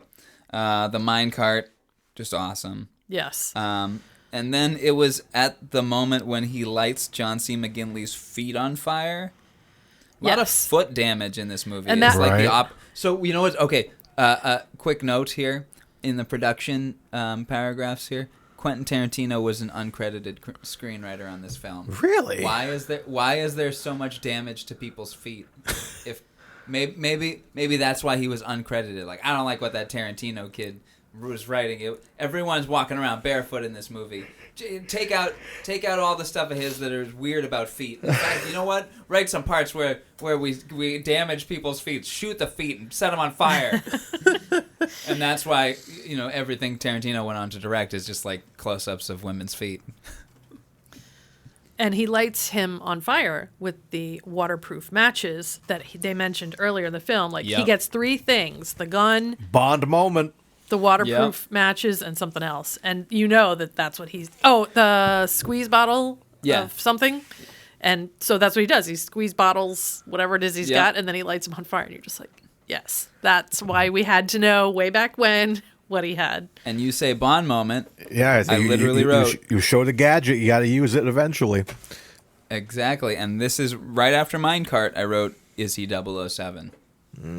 Because he's using his gadgets to give people a good comeuppance. Yep. Lights his feet on fire. Dr. Cox with hot feet. The floor's on fire. The floor is lava. Look out. I just felt like all of that was just sheer Indiana Jones stuff Yeah. in the mine. Yes. Like, that's what it was. If Nothing, it was- nothing but. If it was color graded to be more like orange sepia tone rather than dark blue, Yes. then it would be Indiana Jones. Right. But yeah, we could totally put both the 007 theme and the Indiana Jones theme over that. scene. Hell yeah. And the car chase would also make a good Lego set. Make it so, Dylan. I will make it so. I'll use I Janet to just do it. watched Live and Let Die yesterday afternoon just for fun, and when I got to the crocodile scene, I thought of you with that Lego set. thank you. I want that to be a real thing. Me too, man. I think they're having a contest to make a kit. It might be over though. Again, editing is bad. I could barely tell that Tuco died. Yep. But I do really like the ending to that scene. I'd rather have been a poet or a farmer. Right. After he shoots Tuco. It's Tuco. It is Tuco. When he stands up, the look on his face, it's almost as if like he's just finally realizing that he can be a complete badass. I'm a bioweapon guy. Like, now I'm killing people. I'm a badass. But I Like, think it was less so that in his first. I think it was more like, holy shit, I've killed a person now. But it was when he stands up and you look at his face. It's the look on his face that it snapped for him. Like, His life this is is who new. I am now. Yeah. This He's is got a this different is what life. I'm capable of doing. I'm a nerd. I'm a nerd. But look at what I just did. You know, he takes on. I think his thinking flips to like, okay, I'm supposed to do whatever I absolutely have to do to save the people of San Francisco. That step one. Now let's go. Yeah. And I think he has a mindset change, and he realizes he can be the badass. And when he's down on the ground with the flares up, you know, looking up at the heavens, he knows he's a badass and Like that he's taking care of it. Platoon. He becomes a different person because of this. My 2 cents. No, you're correct. You are correct. It's just I saw that look on his face after he like finally got out of the cart and had killed Tuco. It is a film about people transforming. The three main Absolutely. characters transforming because Yep. it's Ed Harris going from what he views to be honorable to Yes. doing something dishonorable. Right. Connery getting a chance at a redemption, Yeah. and then Cage becoming a new man and a father. Right. Good stuff. I'm with you on that. Good stuff. What about Mr. Henderson's head? Thumbs up. Poor Mr. Henderson. Everyone survives. Yes, I know. But I really like the thumbs up. That was a good comedy beat, and then the music sting at the same time. It was really good. Connery and Harris together, heart. What a great scene. 2 acting legends just delivering great. When Mason comes down the stairs. Yes, that Who the scene fuck in are that you? Yeah. Just the 2 of them. And especially the line I wrote down. Patriotism is the virtue of the vicious, according to Oscar Wilde. And Right. then Harris just bashes Connery in the back of the head and he goes, "Thank you for proving my point." Right. You know, also, on that, Michael Bay completely missed this point that patriotism is the virtue of the vicious. Either Michael Bay completely missed that point or he completely realized it and went, I am vicious. I am Michael Bay. Because all of Michael Bay's films are like the most American thing you've ever seen. Mm-hmm. Like all of his films are subsidized. Not all of them, but you know the ones where he has the military, they're subsidized by the military so that he can use all their stuff. So anyway, I'm not the biggest fan of Michael Bay's films, but I also haven't watched all of them critically in a long time. So. Well, I always, everyone always goes to the Transformers films and how much of a mess those were. Like, first one's okay in my opinion, but like it still was Michael Bay at his worst, I guess. Bayest. His bayest, and then it just went downhill from there. Even a new one, like the new ones look great. They're like the Beast Wars, but I think he's like producing. He's a little more behind the scenes with that and directing. But I'm just like, don't touch those stories anymore, man. It's just like, like don't ruin my childhood more than you already did. I heard Ambulance was okay. Oh yeah, I heard some okay things about Ambulance. But But yeah, other than that, it's just like this for a Michael Bay This is film good. was really good. Like I was like really surprised 'cause when I first saw Michael Bay's name in the credits. I was like, oh no, I'm like this can't be that bad. People love this film. People like talk about this film. It's good. I think the Rotten Tomato score is the audience score is higher than the tomato meter. It's at a 6-7% for tomato meter, 85 for audience. So like this is a beloved film for sure. And I haven't seen a negative review. It's a good one. I haven't seen Armageddon since I was a child. Oh, yeah. Do you remember Armageddon being good? Yeah. Oh yeah. Yeah. I can stay awake just to hear you breathing. Mario serenades me a lot on this podcast. Okay. He broke out a great Davy Jones a little while back. Hey, sweetie. Somebody drops down. Right, says to Nicolas Cage, "Hey, sweetie." That's funny. I don't know. Yeah, he's one of the last Yeah. bad guys.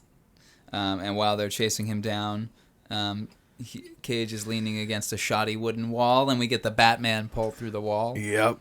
Arms burst through and yank him through like Yeah. Batman. And then the scene where Connery and Cage are in separate prison cells. They're in the same hall that everybody else was being held hostage in. I didn't get that. Yeah. And I don't think they were. they were, though. But when you see them walk down the stairs, they're in the same hall that everybody else is being held hostage in. But nobody's in any of the cells. And nobody's watching these cells. You just captured these dudes, and you know that they're the last two that are left. Why are you not watching them? And we never Right? really see them, like, they just mention, like, are all the hostages Yeah. safe? Like, yes, every single Yeah. one of them. Everyone's alive. Yeah. We never see them because we had that little... We never see them get off the island. Nope, we never see them Yeah. freed. They should have. That should have been like once you whittled those dudes down to like 4 dudes, then release all the hostages and say we need your help. Well, would you want to see, however many people were on that tour walking around with shit in their pants? Because they were in there for 56 hours. There were toilets. There were toilets. You just whether they flushed or not is a different story. and they put Ranger Bob in one of the cells too. Right. So. Ranger Bob. Ranger I Bob. made a note about Ranger Bob because what's the Plays Ranger Bob. Yeah, see the actor. Okay, that was my note. I couldn't find the actor's name, but like that guy plays the same character in everything he's ever in. I'm like, of course Yes. he's in this. Ranger Bob. Ranger Bob's the worst. Raymond O'Connor. Raymond O'Connor. I feel like he's been like in a handful of like Sandler movies or something. He's in Halloween 4 as the security guard. Okay, yes, that makes sense. There you go. Yep. Yeah, first time here, huh? Hope it's the last time. You never get used to the faces. Never.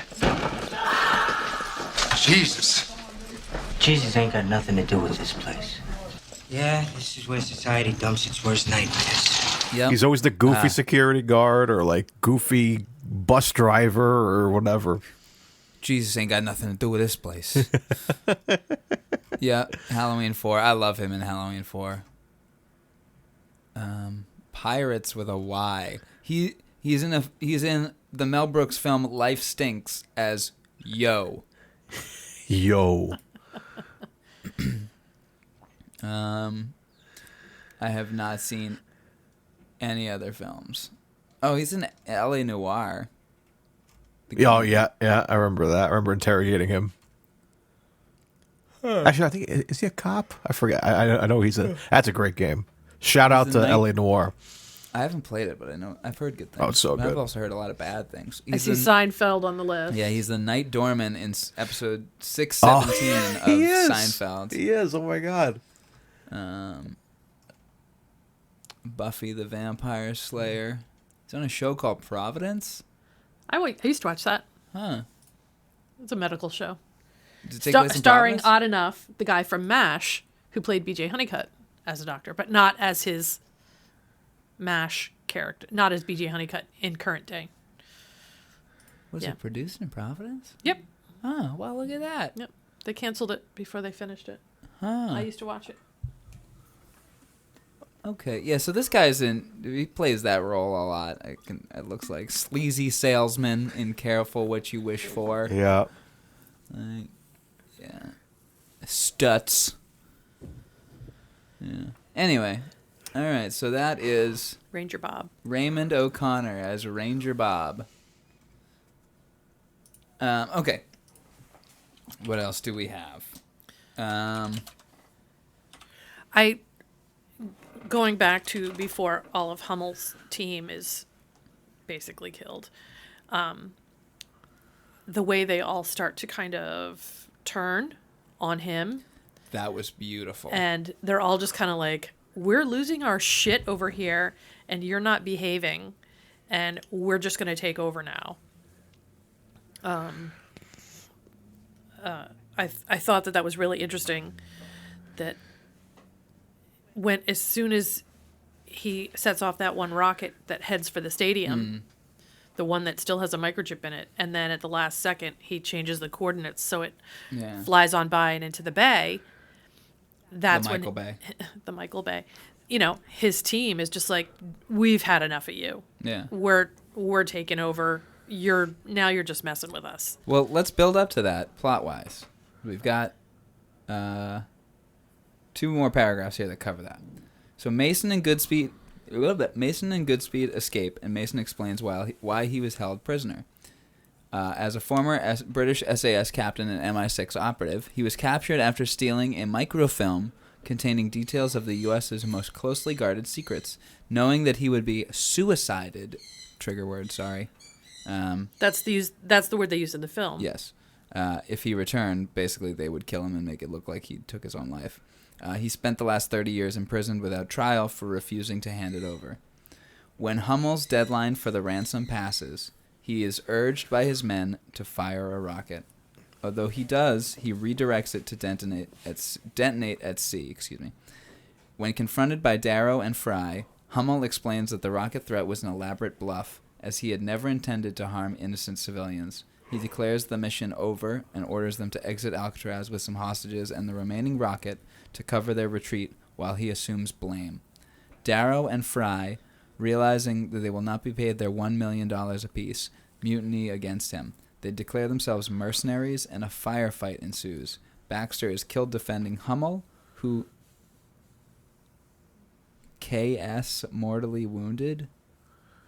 What? We got a typo here. Oh, who is mortally wounded. Yes, okay. The latter manages to tell Goodspeed where the last rocket is before dying. So yes, that conflict there. Hummel sets off a rocket, and it's headed towards a stadium full of people, and at the last second he diverts it to crash into the sea. Because, as Connery said, he saw it in Hummel's eyes. He's not a killer. He's not that person. No. And yes, as you were saying, that whole unraveling of all the tension that had they're been starting to building up. implode. Yeah. I really liked that. Just David Morse Hart. He's great. Yeah. Yeah, that whole scene of just tense as hell. Yeah. And you're just waiting for somebody to make a move. It's really good. Very tense scene.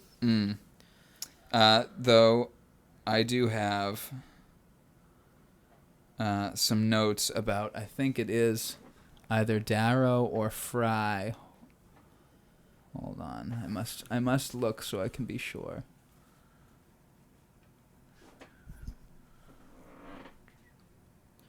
If I can comment. Do it up. When Mason and Goodspeed, they separate. Goodspeed, when he goes down the stairs and talks to Hummel, and he's giving Goodspeed time to go find the other rocket, and he's like, no, I'm the only one left, while Goodspeed goes off and does his thing. And then he ends up making his way back to Goodspeed, who's got a gun to his head at this point. And he's like, what do you want, plastic or glass? Yes. Plastic or glass? How do you want your body to be carried out of here? Right. Yeah. And then Mason comes up behind him, Snaps his neck, and drops him. Have a great day at work. And he looks at Goodspeed and said, I didn't want your kid growing up without a father. And I think that's a nod back to, hey, I fucked up with my daughter. I don't want to see the same thing happen to you. So be here. I just saved your life so you can be here for that kid. And that I also wrote Connery neck snap heart. That was a great moment. That was a really great moment. But, you know, I think it was the life parallel of, you know, Goodspeed's not a criminal, but he's still about to become a father. And Mason was a criminal, and he is a father, and he knows he screwed that up. As noted in the tender moment in that Palace of Arts or whatever it's called. And Goodspeed gave him a chance, so right. And he's like, him a chance. And he was ready to bolt. He was running. He was gone. Yeah. And then he turns around, sees Goodspeed on his knees with a gun to his head. I did really like, talk louder, will you? I gotta fix that. So he goes back. I didn't want your kid growing up without a father. I thought that was very insightful. That was a very good part. I also really liked how that scene cuts right to him just going, oh no, and he's got a gun behind him. Yeah. Like, just direct off his face. Yeah. All while keeping that one green ball tucked in his flak jacket. Okay, I have a note on that. Why the fuck would he just put it in his shirt pocket? It could get crushed at any point in time. Yeah. I really like how he uses it. Well, and he's doing a lot of diving and rolling and getting away, and I'm like, it's gonna bust. It's just gonna. He's okay. Yeah. But of course he can't because he's the hero. Plot armor, and the way he uses it is really good. And so let's talk about how he uses that. So the ball in question are from the green anal beads that are in the missiles. The string of pearls. The green anal beads. Yes. Well, like 6 sets of them that are in each missile. Which, by the way, we saw him dismantle so many of those. I could do it now because, like, yeah, right. you see him pull it out, get the chip out. It's like, Jesus Christ! Like they showed us doing every single one. It's like crazy. It's the getting them back in that really seems like it would. Well, be and then tricky. when he puts that last set into that grate, I'm like, he's gonna like clank them together, and they're just gonna like. And a part of they do actually shoot part of the building. Like, well, it's the thermite, so it's not gonna blow up the gas. But anyway. Still, yeah, very tense. Yeah, I thought that was going to come back, like that same scene, putting it under the floorboard. I'm like, is that going to set up something? It's like, I'm thinking maybe they're going to have some guys up there and they like shoot the lighthouse or something and it blows up. Yeah. But it's just there. So now some poor security guard's going to be up there. Some guy's going to be cleaning the lighthouse. Ranger Bob. Ranger Bob is up there. Hey, what are these, anal beads? That should be take him home, put him up his ass. And that sets up the sequel. Doc, I put these anal beads in me, and then my butthole started to dissolve. I don't understand. Bubbled up and dissolved. Okay. Thankfully, I've got a spare, so I just popped that one in and drove over here to the hospital.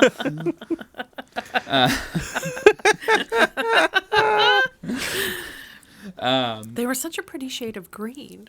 Yeah, right? They're very attractive beads, that's for sure. They're very attractive beads. It seems like they'd be expensive at the sex shop, though. Oh, yes. Especially for 6 sets of them. Oh, yeah. Which we just used the same 6 sets for each missile. Couldn't stretch the budget any further than these beads would stretch a butt. Anyway, all right, we're done. So the guy that he uses the anal bead against is, I'm going to share a screenshot with you. This is an actor named Gregory Sporletter. Also in Shawshank Redemption. Yes. And I'll have to do some research to make sure. You know what? Hold on. Let me just check. Verify here. Real quick. Okay. Early life, career. No controversy. Okay. Awesome. No controversy, so I can say this now. I started just calling this guy Pedo Eyes. Oh, I can't see it. Oh, yeah, this guy was creepy. Yes. So it's probably no fault of his own, but I've started calling him Pedo Eyes all through my notes. One of the things Pedo Eyes says is when he's going up to the roof, he says, "Weapon is hot." And then I want him to go, "Ow, my fingers."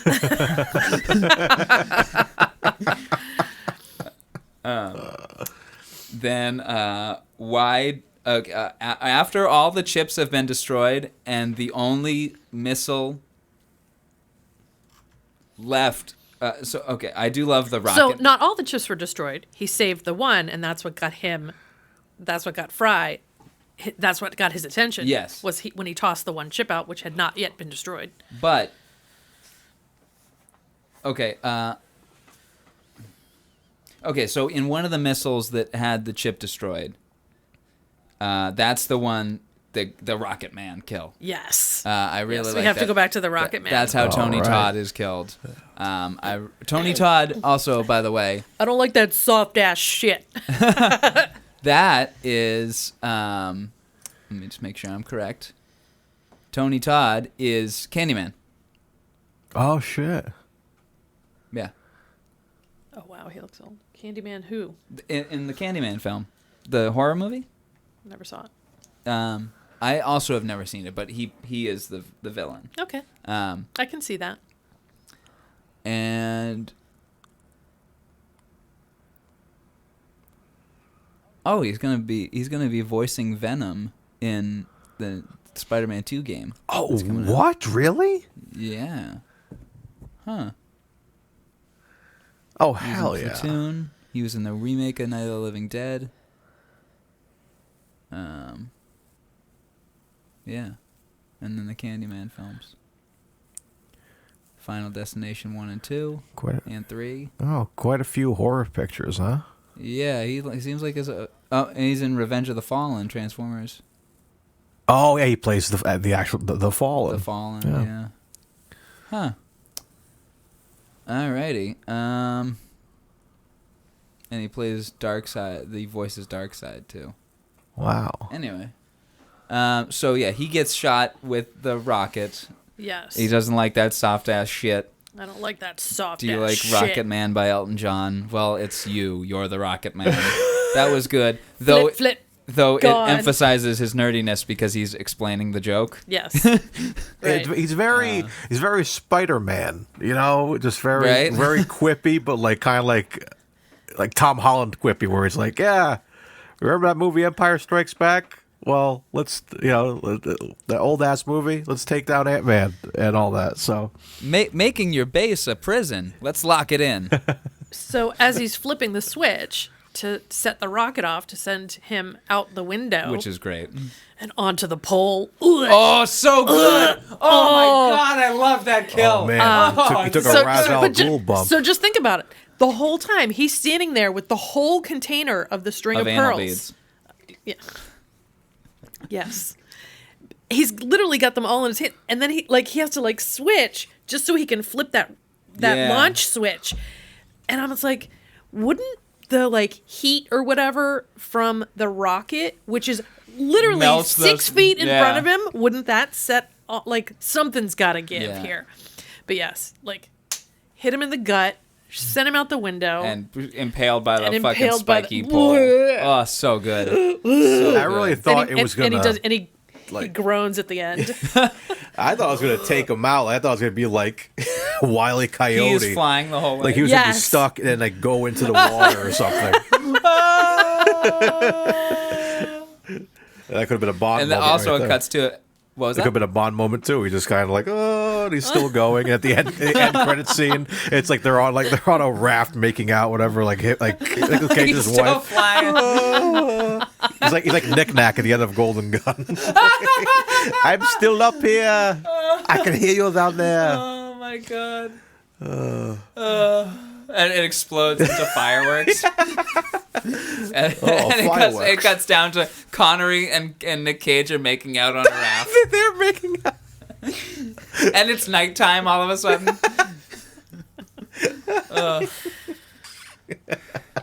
That would change the whole score. Right? And that's when you get. And Oh, that's when you get wow. And that's where you get the audio of Bernard Lee saying, "Come in, 007." And he's like, "What are you doing over there?" It's like, "Oh, keeping the And then British end up shut." They pass it to the bird.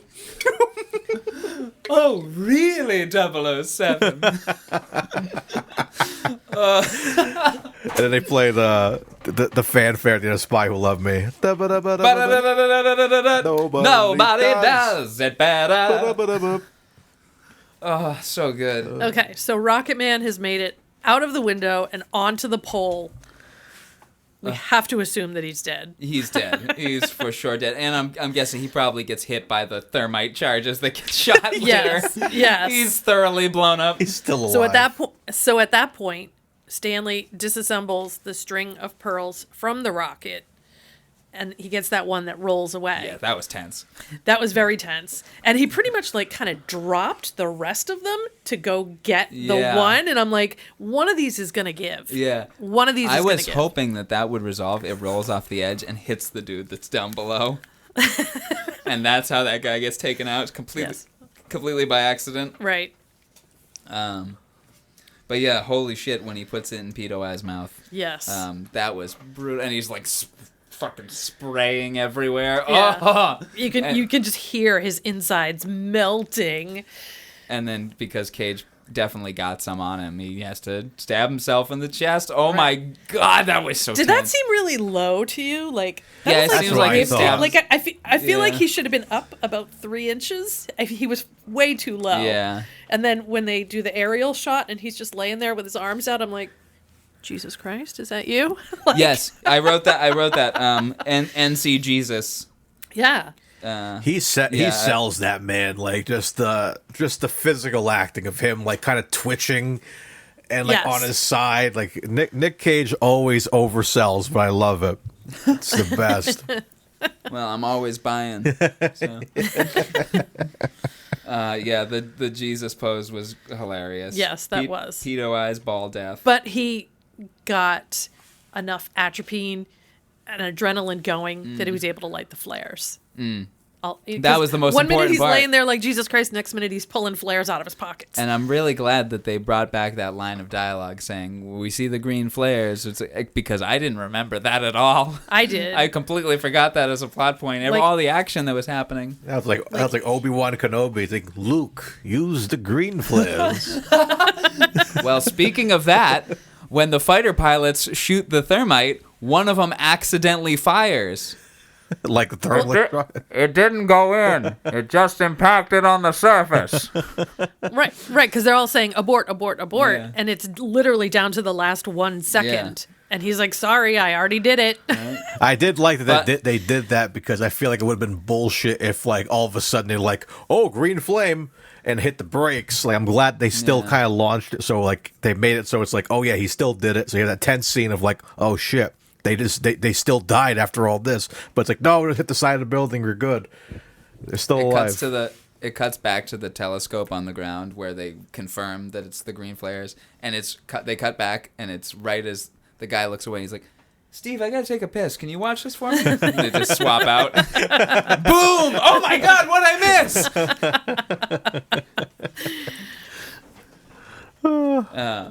He's like, I got a Connor pee. Can you watch this for me? He must be a fan of the show. So when that hits the island, Stanley ends up in the ocean. Yes. And Mason saves it. Yes, which triggers the Titanic music, as we previously mentioned. Yes. And he said something about, how did you make it past puberty? Yeah. That he couldn't climb up onto the rocks? How did you make it past puberty? That was good. Yes. There was a lot of good insults hurled at him. And again, from a woman's standpoint who doesn't like action films, it was that kind of stuff that made it totally enjoyable for me. Their repertoire together, not repartee. Yes. Their working together is good. They play off each other very On-screen chemistry. On-screen chemistry. Like, because he's the chemistry expert, right? He is. So, but yeah, it didn't go in. It just impacted on the surface. There's so many Star Wars parallels here.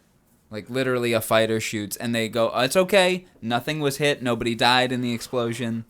It didn't go in. It just impacted on the surface.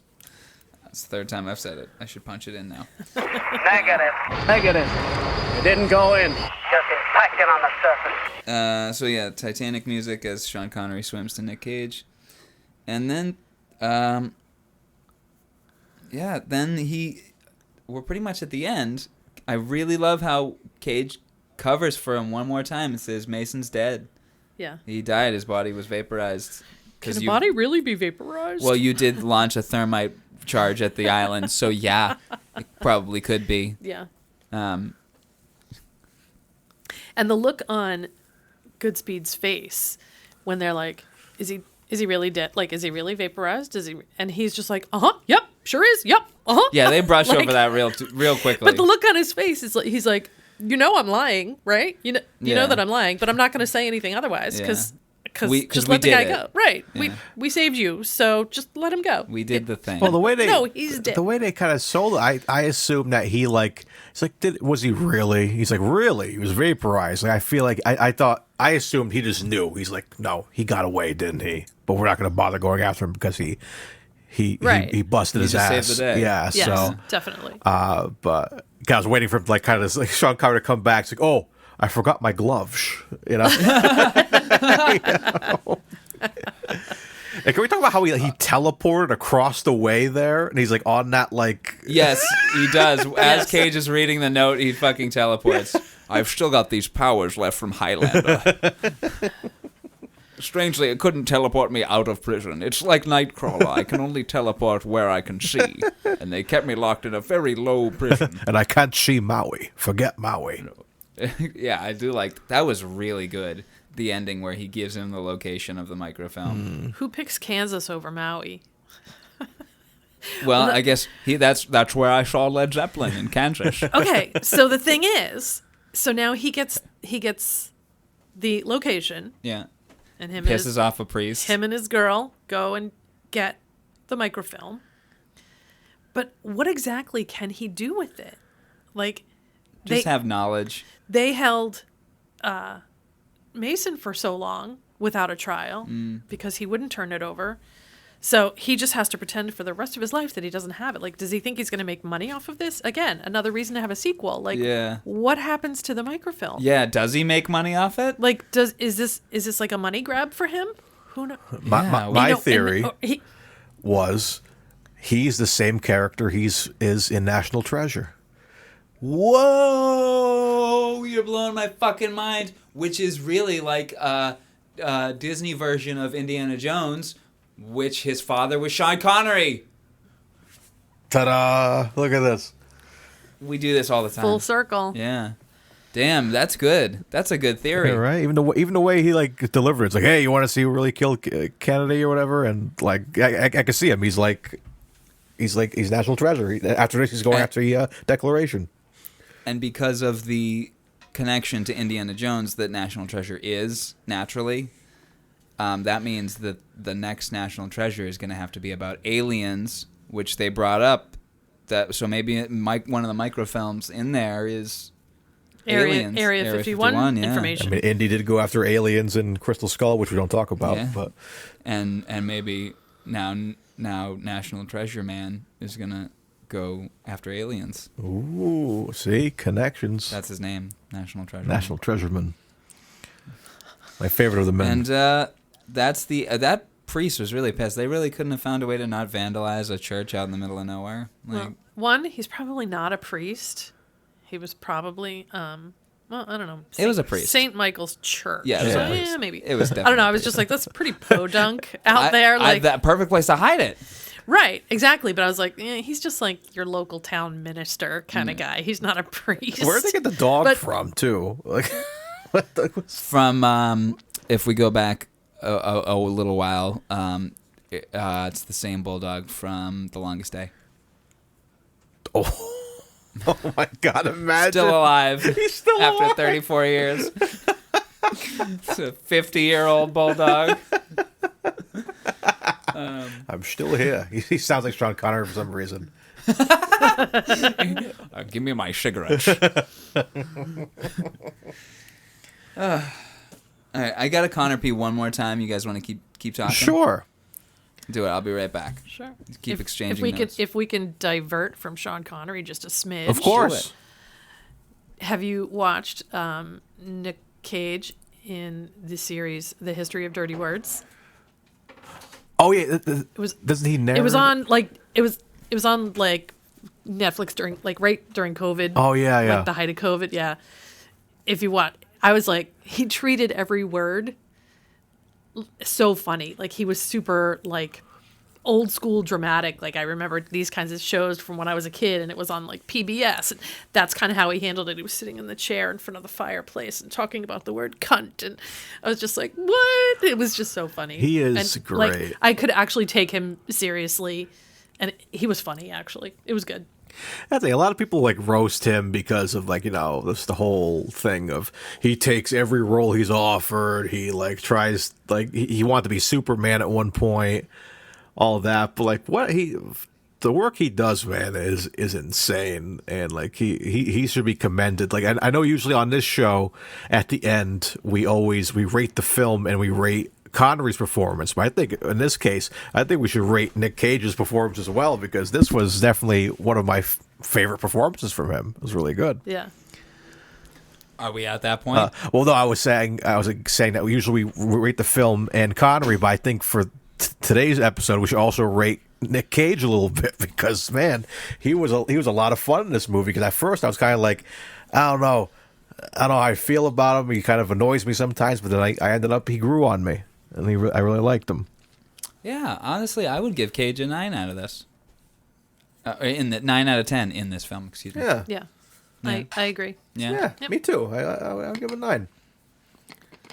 All right. Well, Like, to have grown in character from the nerdy guy to a badass who literally saves the West Coast. I still think he's a badass in that opening scene, though. When he's He is. defusing the bomb, he's a He badass. is, He's just not a combat-ready badass. Right. Yeah. Like, they were busting him about, are you going to be able to use that gun after 3 weeks in the academy?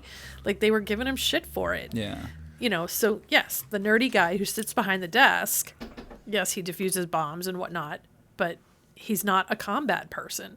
And him trying to convince Mason that he was anti-terrorist training in the field, and Mason instantly knew, no, you're not. That's not you. Because he just had that demeanor about him that says, I am not the warrior that you think that I am. And at the end, he is. He's the warrior that saves the friggin' West Coast. Yeah. So I liked the transition. And then at the very, very end, he's dressed like a tourist in the plaid shirt and the weird little hat and the shorts, and off they drive in their little Volkswagen with to go be raising Arizona with the cans off the back of the car with their just married sign and the dog. And so he's is that the baby that they had? I don't think And so. did they get married at that church? Because that would have made That's what I was wondering. That would have made more And sense. then they robbed it. Very polite. Right. They got married in it and then they robbed it. I think Father, look over there. I think that's what happened. All right, now, sweetie, break off the leg of that pew. Well, they didn't have to break the leg. It was hollowed. Yeah, but they still had to break it off, because you see him carrying the leg. Oh, I thought he Yeah, thought he only got the canister. He's like holding a tube that he pulls the canister from. So let me just finish up the wiki summary here so we can just have everything covered. Darrow and Fry proceed with the plan to fire on San Francisco. Goodspeed seeks out the rocket while Mason deals with the remaining Marines. As the jets approach, Goodspeed disables the rocket before killing Darrow and Fry. Though he signals that the threat is over, one jet drops a bomb. No hostages are injured, but the blast throws Goodspeed into the bay and Mason rescues him. Goodspeed reports a successful mission, but lies that Mason died during the blast. He admits to Mason that Womack tore up the pardon and offers him a way off the island where he can find cash in Goodspeed's hotel room. Grateful, Mason reveals the location of the microfilm as he and Goodspeed part ways. Sometime later, Goodspeed and his newlywed wife, Carla, hastily drive away from a church in Kansas after having retrieved the microfilm, which features evidence of JFK's real assassin. End credits. And that's the end of the movie. Okay, we did skip over one really good quote. What? Do it up. When it's just the two of them at the end. Yeah. And Connery's running up the stairs and he hands the gun over. And he says, Goodspeed says, "I'll do my best," and he Oh, says, yeah, the "Losers best. always whine about their best. Winners go home and fuck the prom queen." It's just like, yes, absolutely, yes. That might be the best line in the movie, and I didn't write it down. And then he because- goes, "Carla was the prom queen." Yeah. He goes, "Really? Really? Yeah." I love that line. With also the enthusiasm, like, really? Yeah. Can I fuck her? But yeah, yeah, that is sorry to definitely jump no, backwards. that is definitely the best line in the movie, and I feel like I left it out of my notes and in this conversation because I feel like that's the bit of the movie that everyone knows. Yeah. Like Probably. I feel like culturally that line has come out of the movie. But more now than I just anything. want to make it part of like in my everyday life and just be like, winners go home and fuck the prom queen. Losers try their best. Winners go home and fuck the prom queen. I'll punch it in here. You sure you're ready for this? I'll do my best. Your best. Losers always whine about their best. Winners go home and fuck the prom queen. Carla was the prom queen. Really? Yeah. Yes, they drive off into the distance and leave us hanging with, do you really want to know who shot JFK? John Mason. And off they Yo, that would What be. if it was him? What if it was him? Selfie. Totally about to shoot the president. Wow, imagine. Yeah, Look that out, was JFK. that, Snap. that was that. What? When did JFK get assassinated? November 63? November 63. Was it November 3rd? It was 63. Was Yeah. Yes. And is that's The when year- he escaped. The year he escaped. That's when he escaped. It was November 22nd, 1963. Mr. Bond. November 22nd. Okay. Mr. Mr. Bond. So he escaped Alcatraz and then went and killed JFK? That's what I'm saying. Maybe. Or maybe he hears of the assassination of JFK and he breaks out to try to figure it out. And that's Bond's mission. Maybe. And it was Orc Goldfinger that did But it. wait a second. Wait a second. Wait a second. That wouldn't. It doesn't line up either. That doesn't line up either. If they threw him in jail in '62, how the fuck would he have microfilm evidence of JFK's assassination? What is happening here? What is happening here? Come on, Michael. All right, so it Bay. doesn't work. What is going on? God It doesn't damn it. work. How does that? Did somebody else? We were oh so close. Did he? Okay. Unless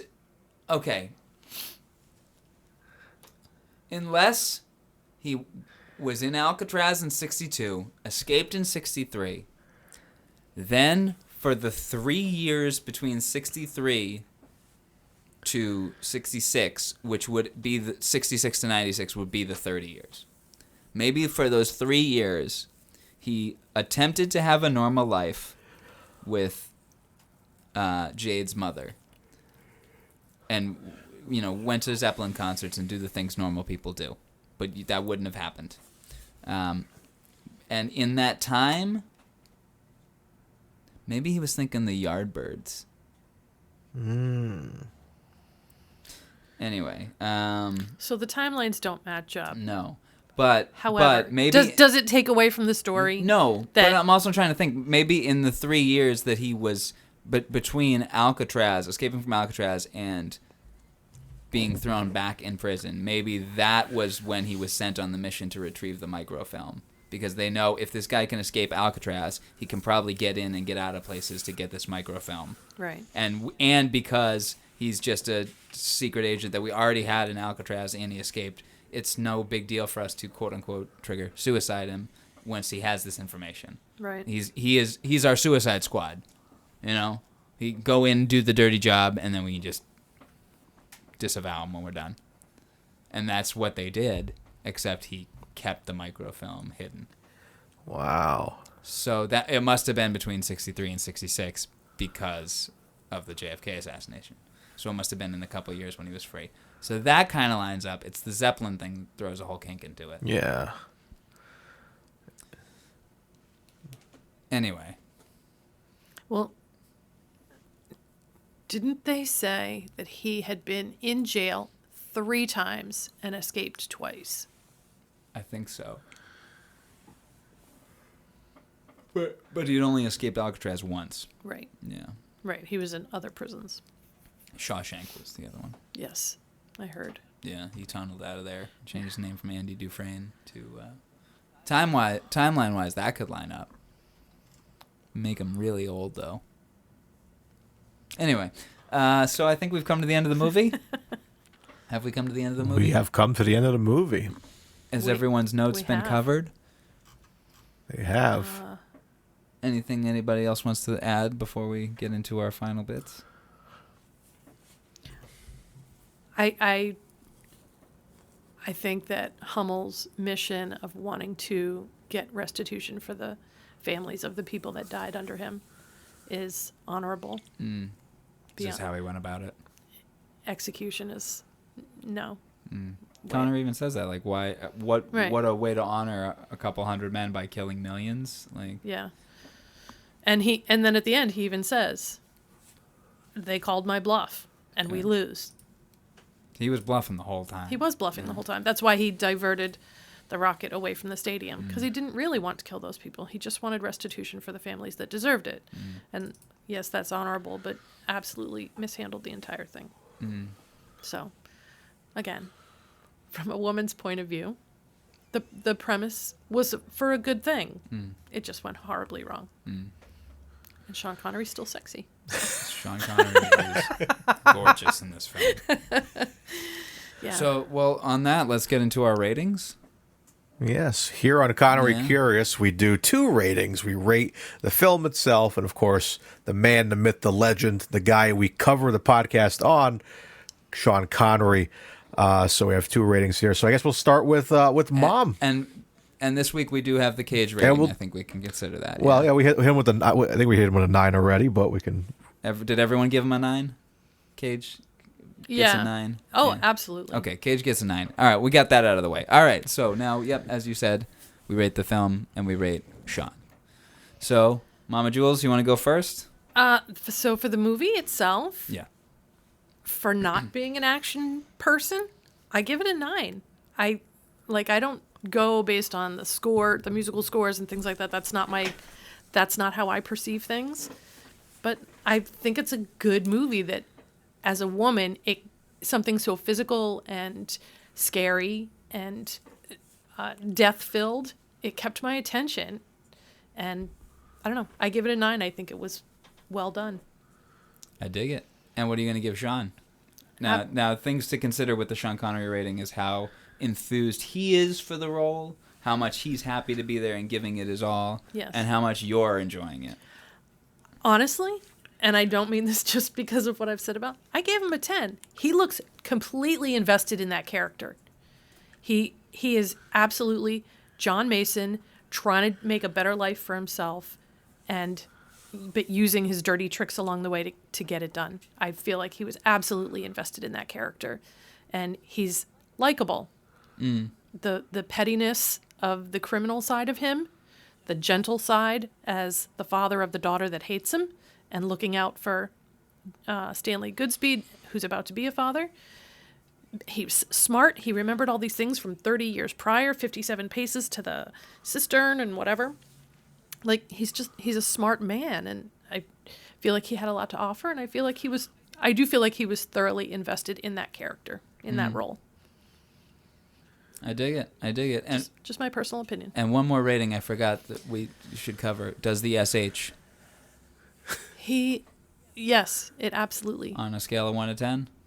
Oh, absolutely a 10. Yeah. Yeah. There was, I should have looked it up. There was, when he was in the interrogation room with Stanley, there's one sentence that he says, and it's like just full of the S's. The S's. And I was just like, that's it. That's the one right there. That one sentence. And I meant to go back to it, but I forgot. That's all good. I'll pull it out. I want a suite, a shower, a shave, and the feel of a suit.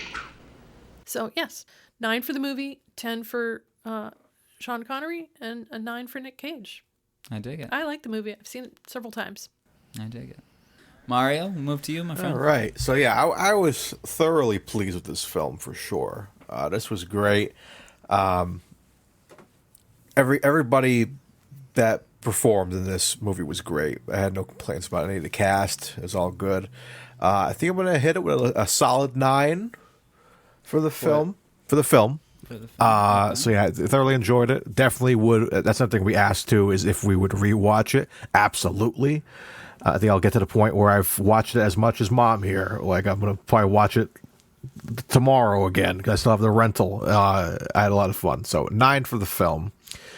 For the Sean rating, SH, absolutely, probably same score, but probably a 9. Doesn't bury it too much in the H, but that's funny. I met you guys in the middle. I give it a 9.5 for the SH. Oh, there you go. So yeah, 9 for the SH. For Sean himself, phenomenal. I thought he was great. Enjoyed his character very much. The only issue I had is. It's not necessary, but we talked about after credit scenes. I did kind of want like a little payoff with the daughter, where it's like maybe he like sends a note over with like some money. Gets a card. Yeah, like just to be it would have been nice to see some closure on that. Yeah, there was no closure on that. So whether it's a next chapter for him and her, or him just being like, hey, you've seen me, I'm moving on, but just know that I love you and I'm here for you, and I'm safe. maybe, and I'm safe.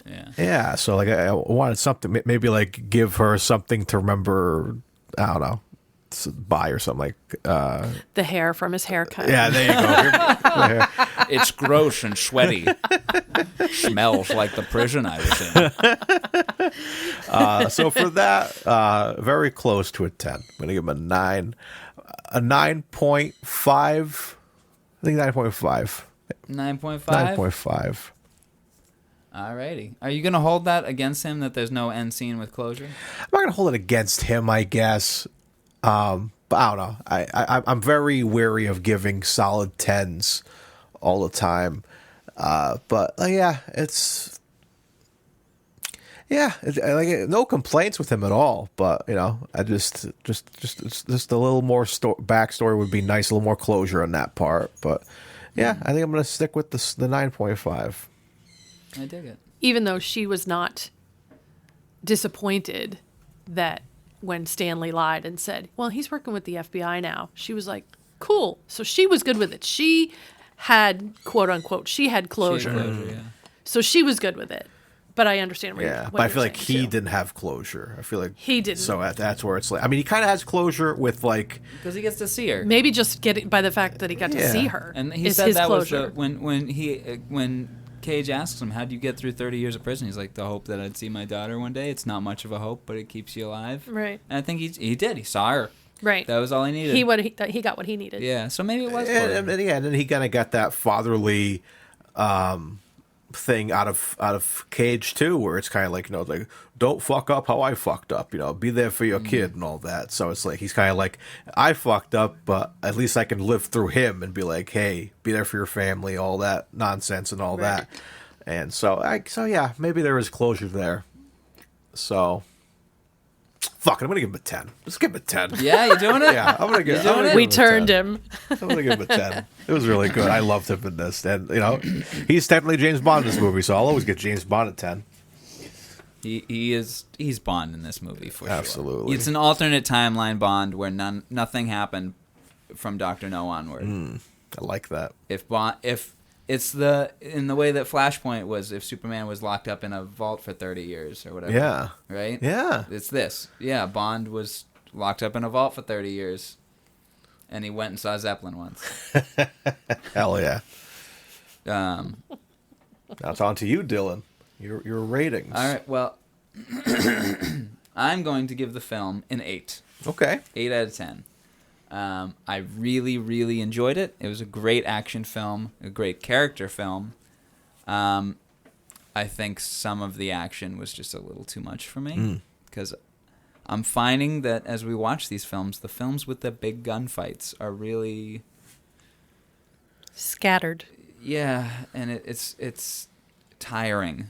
Yeah. They're tiring. When I watch a bunch of people that are nameless that I haven't established any time to care about fight other people that I also haven't established any time to care about that are nameless, it's just hard to care. And then I had said in a previous episode that the loud noises, I'm starting to get old. Like, I don't want to hear explosions over and over. Yeah. Like, I have my surround sound for music, not explosions. But I know, obviously, you want your surround sound to give you a good explosion sound, but I don't need 70 explosions in a row. The gunfire is a little triggering. Yeah. It's a lot. It's...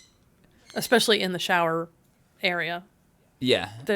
All that gunfire. It's a lot. Reverberations, yeah. So little things like that kept me from giving it a higher score. Little touches of Michael Bay's that are starting to shine through, but not entirely prevalent yet. But just for me personally, yeah, it was an 8. I would totally revisit it.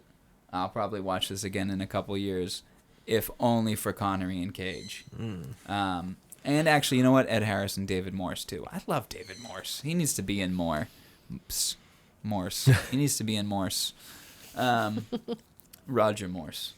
So yeah, I'm gonna give it an 8. I could rewatch this for sure. Maybe give it a couple of years before I redo, and I could easily show it to somebody as a good action film. On my Sean rating, I'm just gonna join you guys in the sun there and give him a 10. Hell yeah. He owned it. He definitely owned it. He was character. great in this film. He looked fantastic. He was funny. He was scary. He was petty. Petty, yeah. He was heroic. Yeah. It was... Even as a bad guy, he was the good guy. Yeah. And honestly, that thumbs up moment was everything for me. What about Mr. Henderson's head? Thumbs up. Thumbs up. Yeah, you really get the best of Connery. I think everything that you like about Connery is in this film. So I think that's why he deserves a 10 for sure. Because you got the comedy, you got the action, you got the emotion. It's all there. And the two hairstyles as well really helps.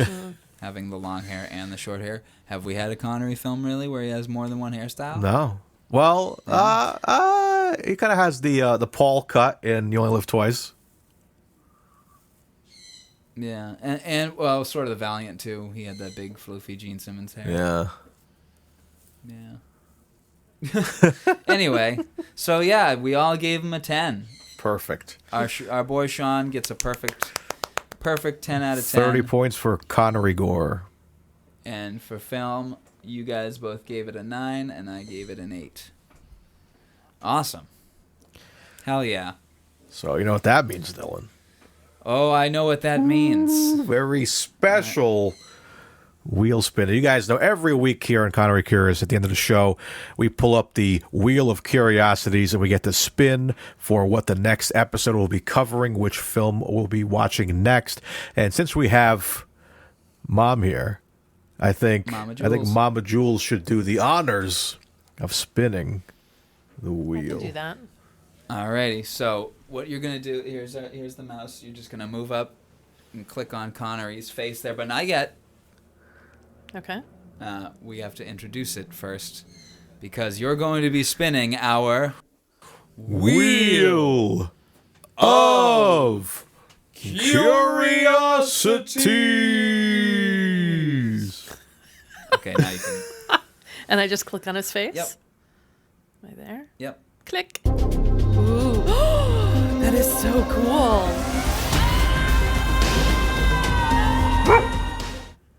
Rising Sun will be our next film. Okay. Rising Sun. Sean Connery and Wesley Snipes. Let's go.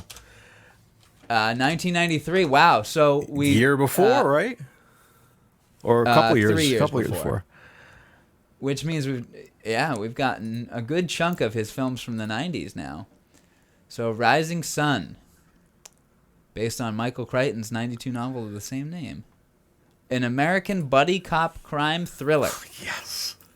Sean Connery, Wesley Snipes, Harvey Keitel, and Kari Hiroyuki Tagawa. Alrighty. And critical reception of 33%. Oh boy. Uh-oh. The bestseller's passions were misplaced. Huh.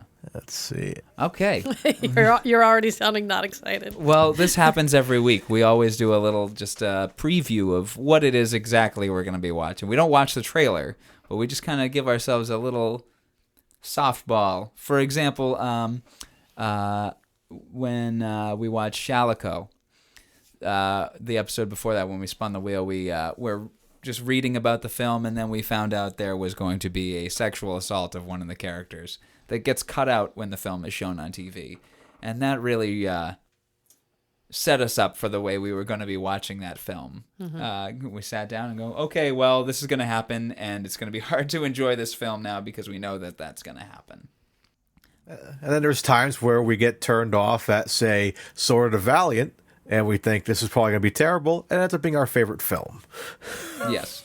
Yeah. Got it. I'll show you. I was describing Sword of the Valiant to you earlier. I'll show you some clips from it. It's a blast. It's so fun. Let's get it on Blu-ray and watch it. Yeah. We're thinking of doing a commentary track of that film. Hell yeah. But also for guys at home, For Rising Sun, if you guys want to watch along at home, is available on Hulu right now. If you guys have Hulu, you can also get it on the Roku channel, Amazon Prime Video, YouTube, Google Play, Apple, Vudu. You can all rent those for about $3.99 a piece. And as we said, definitely check your local library first. Always. I got my DVD copy of Rising Sun at a library book sale, and it's still sealed. Ooh. Funny, this was, if you remember, Dylan, when we were first coming up with concept art for the podcast, we looked at this poster quite a bit. We're like, we should do a play on this poster, because with the side of Connery's face and Snipes' face, our own heads, yeah, that was fun. We can still do it. Maybe for this episode, the Rising Sun episode, we can do that. We'll do that art for that special Connery. And we'll do heroes. it the way, like the video we did in college, where you come out from behind the wall, completely sideways. I remember that. Yeah, I do. So I remember that movie. Oh my goodness! Just the random chase scene of him. Yeah. There was no reason for that chase. And at the end, you and Matt Benoit chucked me into the trunk of my car. We went to go see Hunger Games afterwards. Yep. That definitely shows the times. times. That was when Hunger Games came out. It was in times. theaters still. Jesus. Yeah, it was 2012. Yeah. Because we went and saw Avengers the same summer. Yep, that's it. Yeah. And also, I had mentioned Shalico earlier. Despite the warning that we had gotten from the Wikipedia page on Shalico, we both enjoyed Shalico. Oh, yeah. Shalico it turned out to be a very good Shalico movie, cool. despite the previous mentioned assault. It turned out to be a very good movie. It's Connery in a Western. Anyway, what can you... Connery in a Western. It's his first one after You Only Live Twice. So in his mind, he's free from being James Bond. He hated being James Bond. He wasn't paid well for it, and he just didn't like it. In You Only Live Twice, they shot in Japan, and the press was all over him to the point where he was taking a shit one time, and people were putting their cameras underneath the stall door, and he's like, "I'm pooping."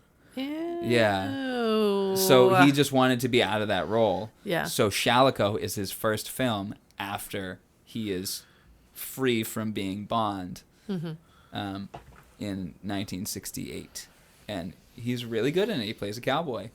And then he would go back to Bond one more time in 71, and then one final time in 83, and then one actual final time in 96 for The Rock. Hell yeah. So yeah, but I look forward to watching Rising Sun with he and Wesley Snipes. Same. So I think that's going to do it for us here, Connery Curious. I think it will. It's been a good Mother's Day episode. Yeah, thank you guys for spending time with us on Mother's Day. It was a really interesting Mother's Day. Thank you for having me. This was fun. Thank you for being on. Thank you for having me so that I can have this podcast to have you on. Now go cook me dinner. You got it. Yeah, truly. Without you, this podcast would not exist. That's true. And without your mother, give thanks to your mother as well. And for her as well, yes. Honestly, double, because I mentioned on the first episode, she got me into James Bond. She's the one who showed me Goldfinger. I fell in love with that. Then I found out there was about a butt, 6 more I could watch, and then there was like 100 more I could watch, and I got into Bond. If only. Yeah, right. Well, soon, one day, I think we'll be. You think we'll be old enough to see 100 Bond films? No, never. Never. I think, honestly, by the time you and I die, let's call it conservatively 75. So if we've got another 45 more years, I think we'll get maybe 15 more Bond films. Maybe. It's tough. Nowadays, like 3 years in between, but more than that sometimes. Yeah. Well, but and you also said how your mother has a soft spot for First Night. Yeah, like she which is our second film that we. Yeah, did. she loves that movie. So we should have had her on for that. Yeah, I don't know if she would like doing a podcast, but maybe if we ever revisit it, I'll ask her. Next Mother's Day, we'll do First Night again. Okay, or maybe we'll have her on just for like a mini episode. Yeah, we've started doing these mini episodes. Maybe we just have her on and share her history with Connery films. Yeah, there you go. She'll say she thinks he's sexy. Oh. And that's okay. We think he's sexy too. I actually it was funny because sidebar, we went to dinner with Scott and Christine, good friends, and they came to the house afterwards, and I went to the bathroom and I overheard them talking about we did the Bond Museum for my honeymoon, and they were bringing that up. And Scott asked, like, "Oh, who's your favorite James Bond, Lucy?" And she's like, "Oh, Sean Connery. Sean Connery is the best. He's the only James Bond in my eyes." And so it's like Yep. she loves Sean Connery for sure. That's awesome. So hell yeah. So yeah, let's have her on for at least a mini episode. Yeah, we'll have to. If she doesn't feel like she can talk for very long, we'll just have her on for like 10 minutes. Oh yeah. So absolutely. But yeah, so again, happy Mother's Day to all the moms, happy Mother's Day, all the moms out there. Thanks for hanging out with us this week. So Sean Connery will return in Rising Sun. Yeah, Connery Curious will return. Connery Curious will return in Rising Sun. Mama Jules, thanks for joining us again. Thank you for having me. Of course. This was fun. Mario? Yes? I've been Dylan Titus. And I've been Mario Lima. And in the meantime... Stay curious. Oh, you got to say it with the H's. Stay curious. Connery Curious will return. Will return. Will return. Will return. Will return. Remember the game. Remember the game. Remember the game. All right, folks. We love you all out there. Have a great night. Bye. Connery Curious. You've been listening to Connery Curious, a Titus Compositions and Friggin' Nerds Media podcast. Follow us on social media for updates, memes, and clips. Find us on Twitter at CuriousPod007 and on Instagram at Connery Curious. You can also visit Titus Compositions at Titus Compositions to hear other podcasts and original music, watch music videos, or even pick up a great vinyl record. For more discussion and content about your favorite films, comics, games, and a network for all things nerdy, visit Friggin' Nerds Media on Twitter at Friggin' Nerds. You can rate, review, and share the podcast in-app, which helps us grow the show and reach the other curious Connerys out there. Thanks for spending time with us, and have a great day, but also, remember, stay curious.